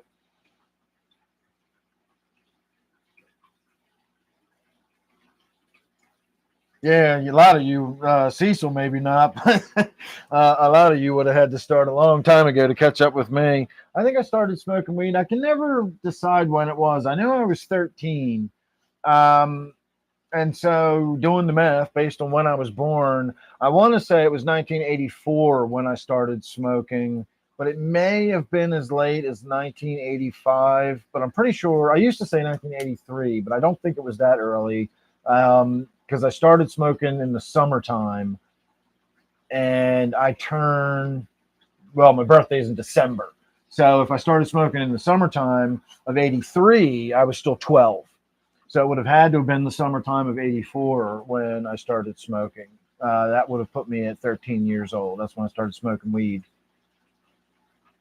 So yeah, unless you've been smoking since then. 1998.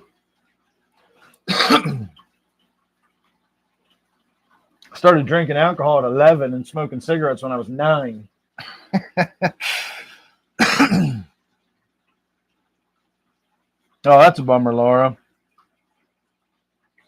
I noticed my missus had been out. You can kind of see my chocolate zebra pleco is right there.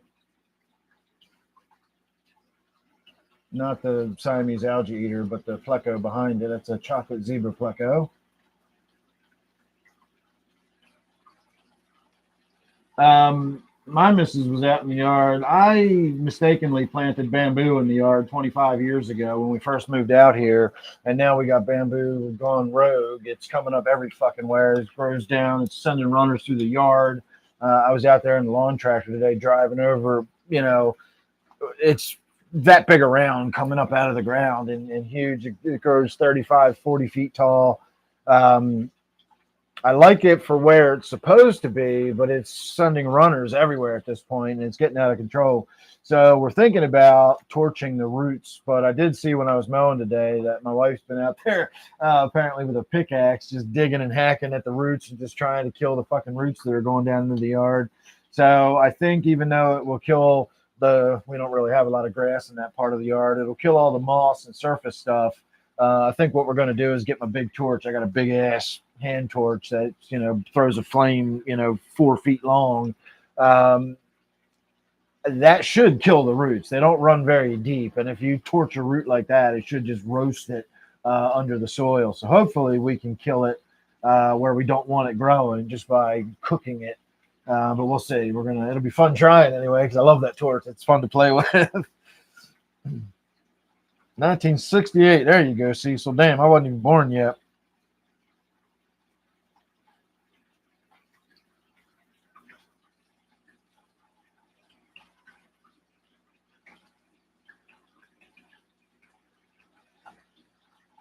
Let's see.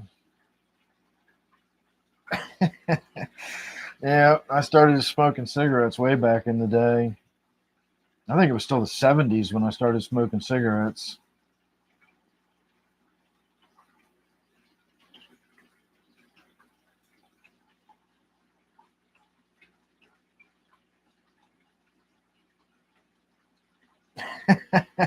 Yeah, I wasn't even born. I was born in 71.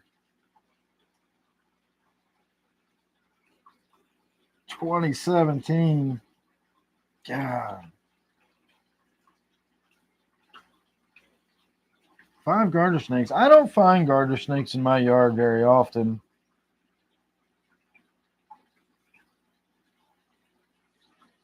Yeah, we all started young back in the day. They're all in your shed. Holy shit.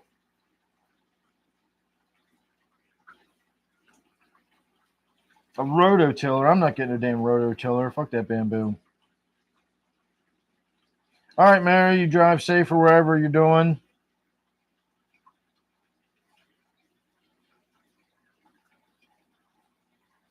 Strawberry field. So is that a brand?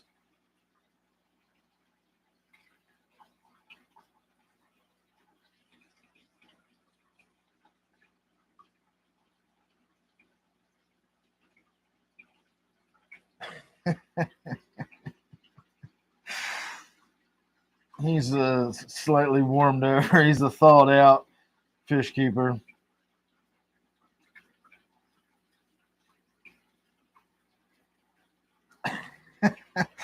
Feels like entering a nursing home. Well, that's the first time I've ever heard that. I know I'm old, but I'm not that old. All right, do I really want to smoke this second joint?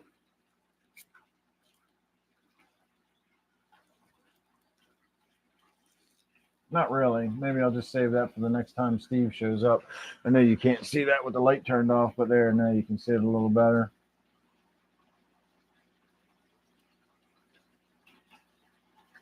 Again, I don't know who says hand rolling joints is not a thing anymore, but I don't like smoking them.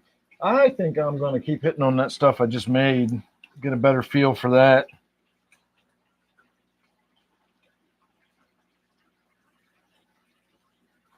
Oh, you damn young whippersnappers make me feel like I'm in a kindergarten.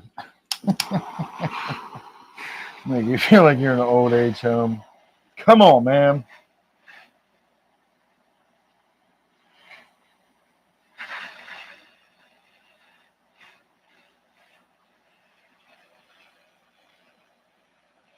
All right.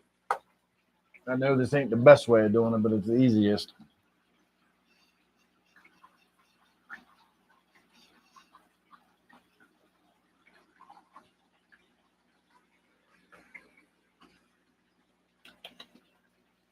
It's good stuff. All right, let me see.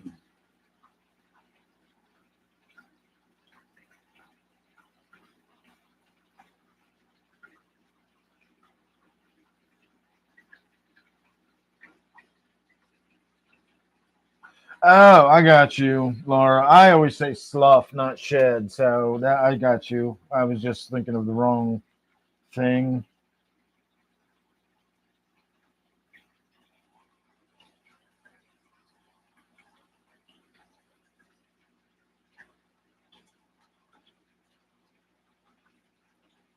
Happy Frog soil. I got you. Yeah, I've seen the Happy Frog stuff.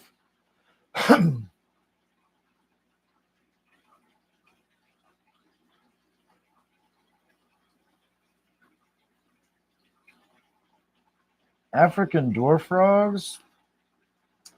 I don't know what to tell you about that one. I make my own soil. It's not complicated. In fact, I've stopped putting the perlite in it. I got a bunch of crap sitting on it right now.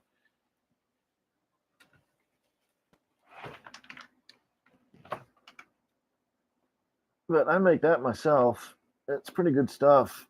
I hosed it down. That's why it looks wet. I just made a batch the other day. I'm trying to let the moisture mix through it, and it's doing a good job. It should stick together, but not. It should stick together a little bit, but still crumble. It's a little bit dry, but it'll work. I can moisten it up, and that's just for like planting purposes. When you put it in a planter, then I gotta, if I'm doing cuttings or something, I gotta fill a planter, and then I gotta bore a hole down through the middle to put the plant, put the stem down in. And so if it's too dry, you can't get the hole open up. It just keeps crumbling and falling back in. So I don't want it damp, but it needs to be moist enough that I can put it in a planter and sort of push it off to the sides, and it'll stay there. Um, so I need to add a little bit more water to it because the ingredients I make it out of are really, really dry to start with. But all I use when I make my soil is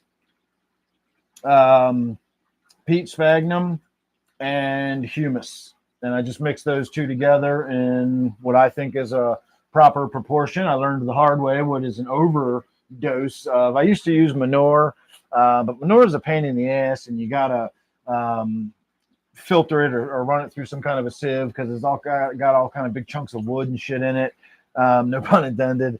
And so now I just use the humus, which is basically the compost once it's done composting down, and it's just like black, crumbly, really rich, good stuff. And so I mix the humus. I do about 4 or 5 scoops of the sphagnum for every 1 scoop of humus, and I just mix it all together and it's good to go. I used to put perlite in it so it would keep it a little more light and airy, but that stuff's so light and airy and the plants are in it for such a short period of time. As long as you let it dry out fairly well between waterings, you don't need to put the perlite in it. It's not going to clump or get hard. If I was growing plants like a house plant, that might be in that planter for a year or two between transplants, maybe I'd put some perlite in it for that. But for my purposes, I'm just wasting perlite. It's easier just to make it without it. I don't need it. And then I never reuse my soil. I use it for one plant. It gets done. It gets thrown out into my garden or into my compost pile or something like that. But I've been making my own soil for a long time. It's a lot cheaper than buying it by the bag when you go through as much as I do.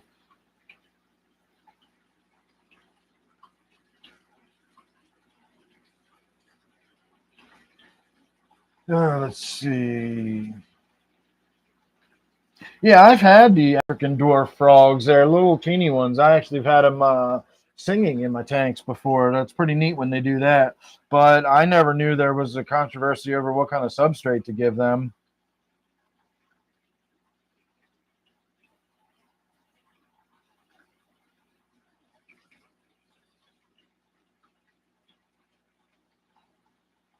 Everyone says, what now?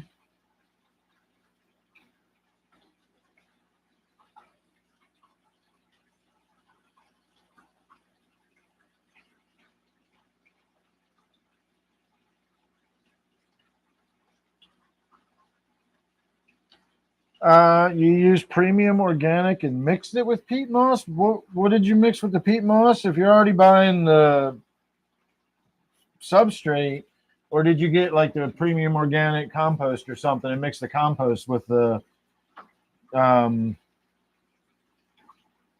sphagnum or the peat.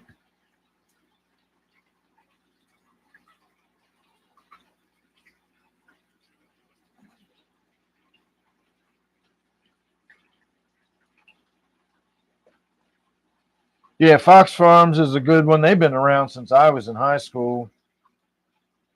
Have they?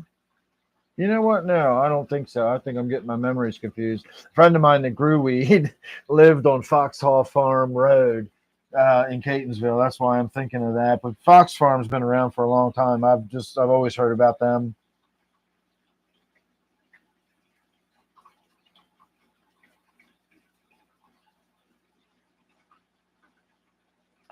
The frog, a few years. I don't think it's very long.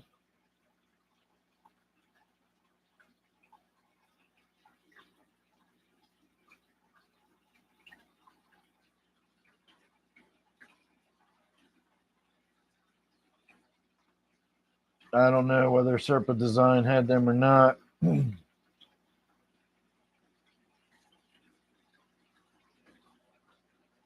I don't know. It would be interesting for me to see what kind of a difference I got in my plants if I use some expensive soil like that. Based on what I grow and what my buds look like and everything when they come out right, and I don't have fucking bugs on them. That's got nothing to do with what kind of soil I use. But when I don't have bugs on them, I get some dang fucking weed, and I can't imagine it being a lot better by using really expensive soil. And again, I just go through a lot of it, so using expensive soil would just be cost prohibitive for me. I'm not doing it. If I grew like one plant at a time and it was, I wound up growing three nice big plants a year or something, I might just buy some expensive soil. They sell all the Happy Frog and Fox Farm and all that stuff over at a nursery over in Westminster. But it's just really expensive. Even the Miracle Grow shit's expensive when you buy it at the store. That's what I used to buy was the Miracle Grow. But after a while, I decided Miracle Grow is just peat and hummus. Like, Miracle Grow is nothing fancy. I can make that myself, and so I do. Um, I don't know. I've never calculated what the cost is per cubic foot or cubic, 2 cubic feet or whatever, but I get it a hell of a lot cheaper when I make it the way I make it. Um, Especially since last year I took advantage. The bags of I don't know if you saw it. They come in big bales. They're 2 cubic feet of sphagnum. It's all compressed and packed down, and they're these big fucking bags. They're normally $25 a piece, and that's still saving me a lot of money. I buy one of those, and then I buy the bags of humus for like $4 a piece or something. And one bag of humus and one of those bales makes me a lot of soil, and it costs me less than $30. So that would be less than 2 bags of Miracle Grow. And I don't get anywhere near, if I just dumped my Miracle Grow into my bin, I wouldn't get anywhere near the same amount. So whatever, I'm getting half again as much for the same amount of money. But last year, the Home Depot had my bags of sphagnum on sale, end of year clearance, and they were just trying to get rid of them. They were 98% off. 98, 91% off. They were $4. And so I bought 6 bales of it. I still have 4 of them sitting out in the driveway that I haven't gotten to yet. So $4 a piece for those bales. And then again, it's $4 a piece for the bags of humus that I use, or $5 or something like that. So my soil is really, really inexpensive. And again, I don't know how much better my weed would be if I used better soil. Maybe it would amaze me. I don't know. Maybe one day I'll try it. I'm usually the one that tends to go for the less expensive alternative.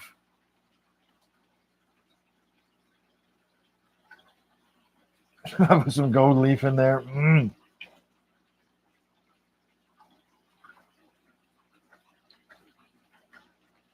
All right, Fishy. We'll see you next time.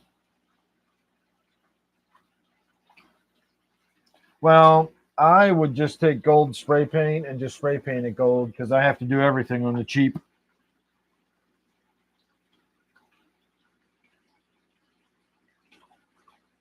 Oh, I definitely don't worry about staying organic. And Miracle Grow doesn't really have anything in it. It's just got some slow release fertilizer. Um, and that's it. I don't know. I honestly wonder if it really even does have slow release fertilizer in it. Now, if you buy the stuff where you can see like the little blue and green pellets, that's slow release fertilizer. You know you're getting that.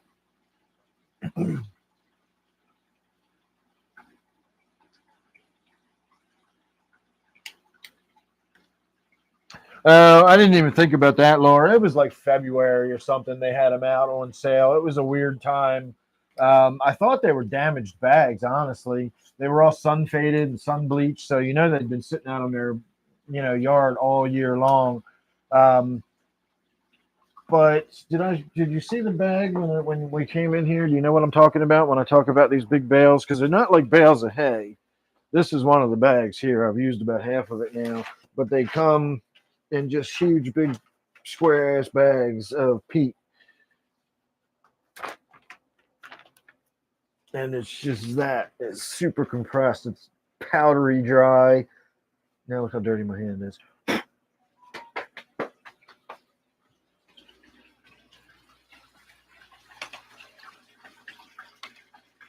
And so I guess I could have put 4 or 5 of them around it, maybe put one on top of it, stacked them all up. It might have made a difference. You never know. All right, let's see.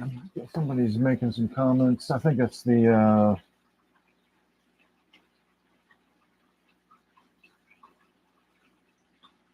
oh, it is. It's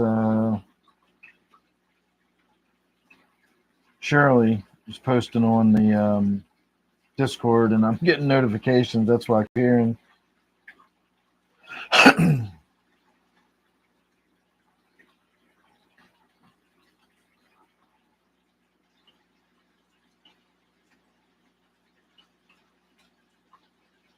Let's see. Can tank temperature affect house? What do you mean, can tank temperature affect house? Like the house's temperature?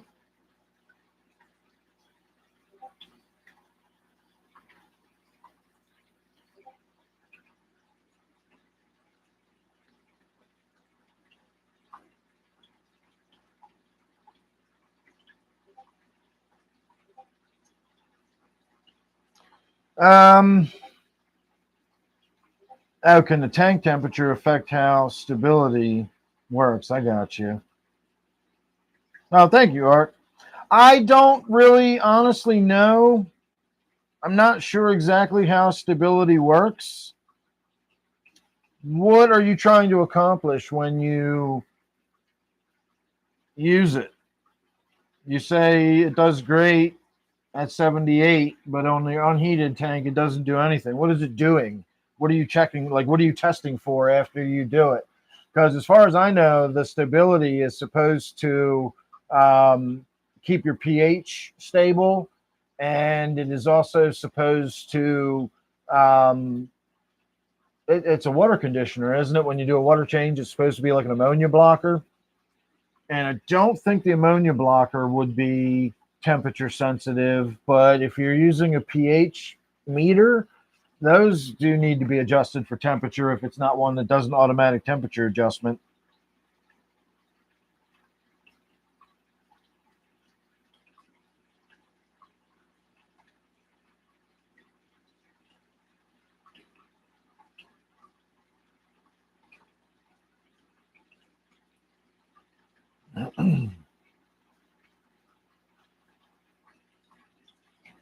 I'm still not sure what you're asking, Mike.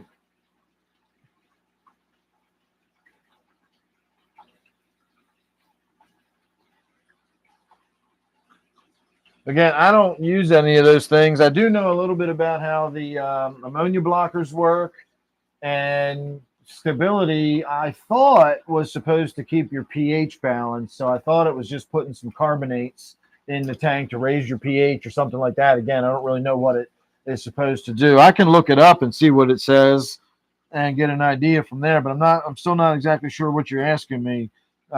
You say it works in some tanks and it doesn't work in others. What is it working on? What is it doing? Yeah, what are you testing for? And saying, well, it's not working because what? I don't know what you're using this for. So I don't know how to answer the question. So while you're working on that, I'm going to have some iced tea, and then I'm going to do another hit. And I am going to start winding down. It's 10 o'clock now, and I just realized how hungry I actually am.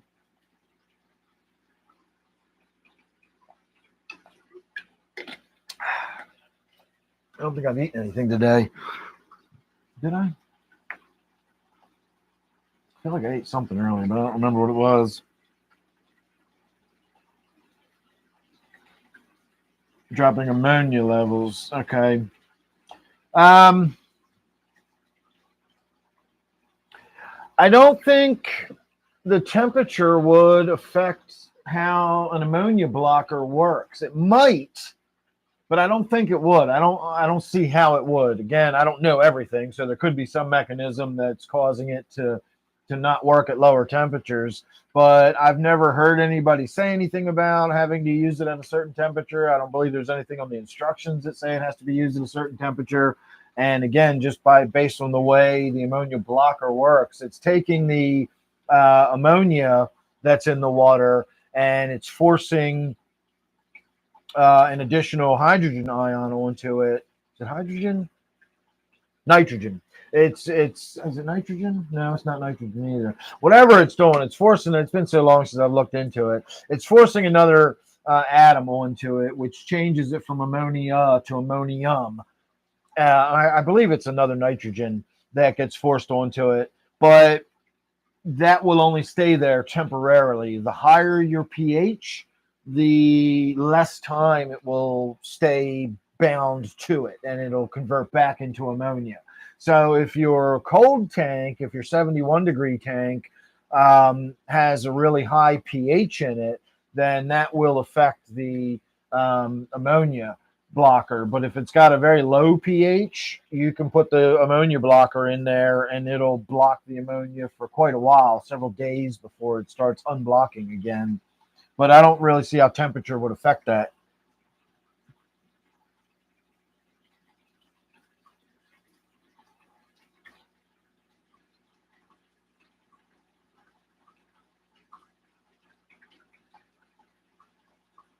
When you say conspecifics, you mean similar fish that look the same, etc.?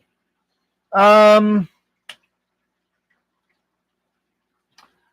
don't know that my Siamese algae eaters have ever done that. I did have a shark in this tank at one point, and the shark used to chase the Siamese algae eaters. And so I removed it, and everything's been fine ever since.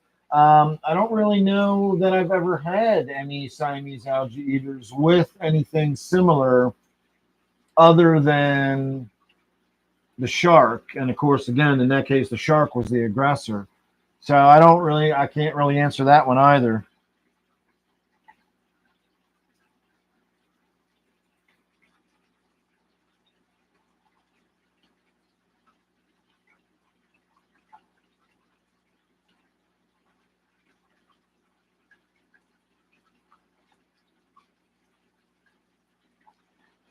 Yeah, Mike, if you've got a tank that's, is it hydrogen ions? Maybe it's a hydrogen ion that it adds to it because the pH is what makes the difference, and a hydrogen ion would make sense. When ammonia, if your tank is acidic, the ammonia in your tank is ammonium. It will still show up on an ammonia test, but because of what pH is a measurement of how much free hydrogen ions you have in your water. I know we think of it as a measurement of how acid or basic it is, and it is, but what we call acid is an abundance of hydrogen ions. And the more hydrogen ions there are, the more acidic the solution is. So when you get into acidic water, in your aquarium, a pH below 7, you have so much free hydrogen ions in the water that any ammonia that's in there will accept one of those hydrogen ions, and it converts it from ammonia into ammonium. And so if you've got acidic water in your tank, you don't really need the ammonia blocker. Even if you use the ammonia blocker, it's always going to come showing up as positive or whatever in your tank, because your ammonia test will test for both ammonia and ammonium, and so you're always going to see 4 parts per million or whatever it is. You putting the blocker in there isn't going to change that. It's still going to show up on the test. In a tank that has a pH above 7, now you have much, much less hydrogen ions in the water, and the tentative bond between the ammonia and the hydrogen starts to be, it can come off of there fairly easy. Again, in acidic water, there's so much free hydrogen, it doesn't come off because it doesn't need to. There's a lot of hydrogen already there. When you get into basic water where there's not so much hydrogen in the water, then it tends to want to come off. And of course, the more basic the water is, the higher the number of the pH, the less hydrogen there is, the more readily that hydrogen wants to leave the ammonia. So if you've got a pH of 8.4, that ammonia blocker might block ammonia for 18 to 24 hours before it's already disassociating and your ammonia is turning back into ammonia. If you've got a pH of 7.3 or 7.6, you might get 3 or 4 days before the ammonia becomes ammonia again and that blocker breaks off. The idea is that if your tank is functioning and you've got a fully operating nitrogen cycle, the ammonium will get dealt with by the tank before it has time to disassociate. So even if you only get a day or so, that's plenty of time for your tank to deal with it. And so as long as it's bound up for a day, your tank will deal with the ammonium in the same way the test shows ammonium. It's all basically the same stuff, and the plants will absorb it, and the nitrogen cycle will do its thing, etc. But it is temporary, and that's why it's temporary. But I don't see how the temperature, again, would have any impact on any of that kind of stuff. The pH will definitely have an impact on it, but not the temperature necessarily. But remember, if you're putting it in there and you're checking for ammonia, and it says 2 parts per million, and you dump a bunch of prime in there, it's still going to say 2 parts per million. It's just not ammonia anymore. It's ammonium. And it's not really harmful to your fish at that point. It makes it safe.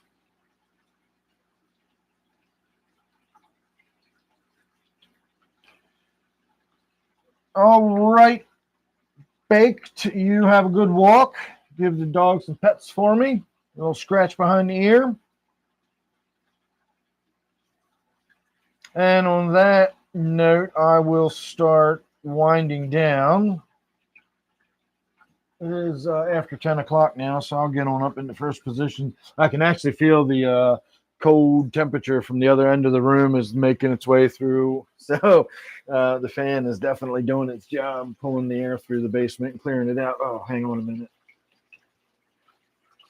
Oh, damn it. He just saw me move and hid. Never mind. I was going to show you the shark swimming around in that tank.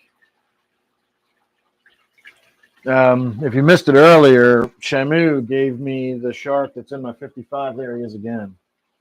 See if he lets me get the camera on him.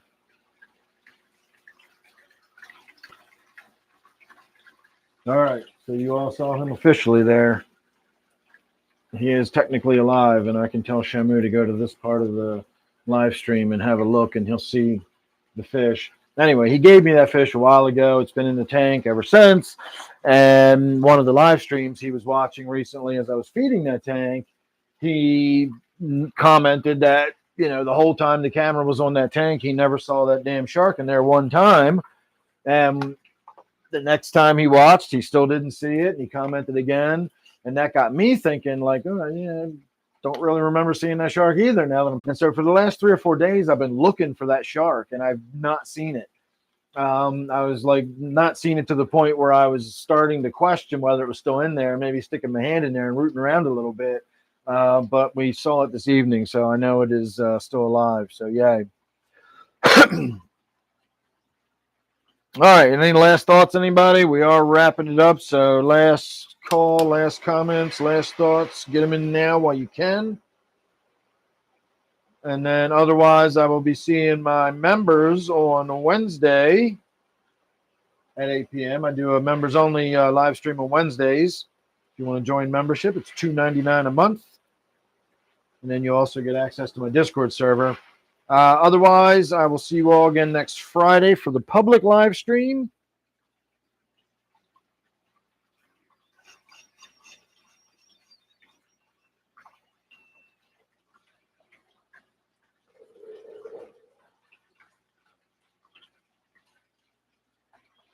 Made it back in time to say good night. All right. Well, good night, Christopher. I hope that works out for you. Fingers crossed.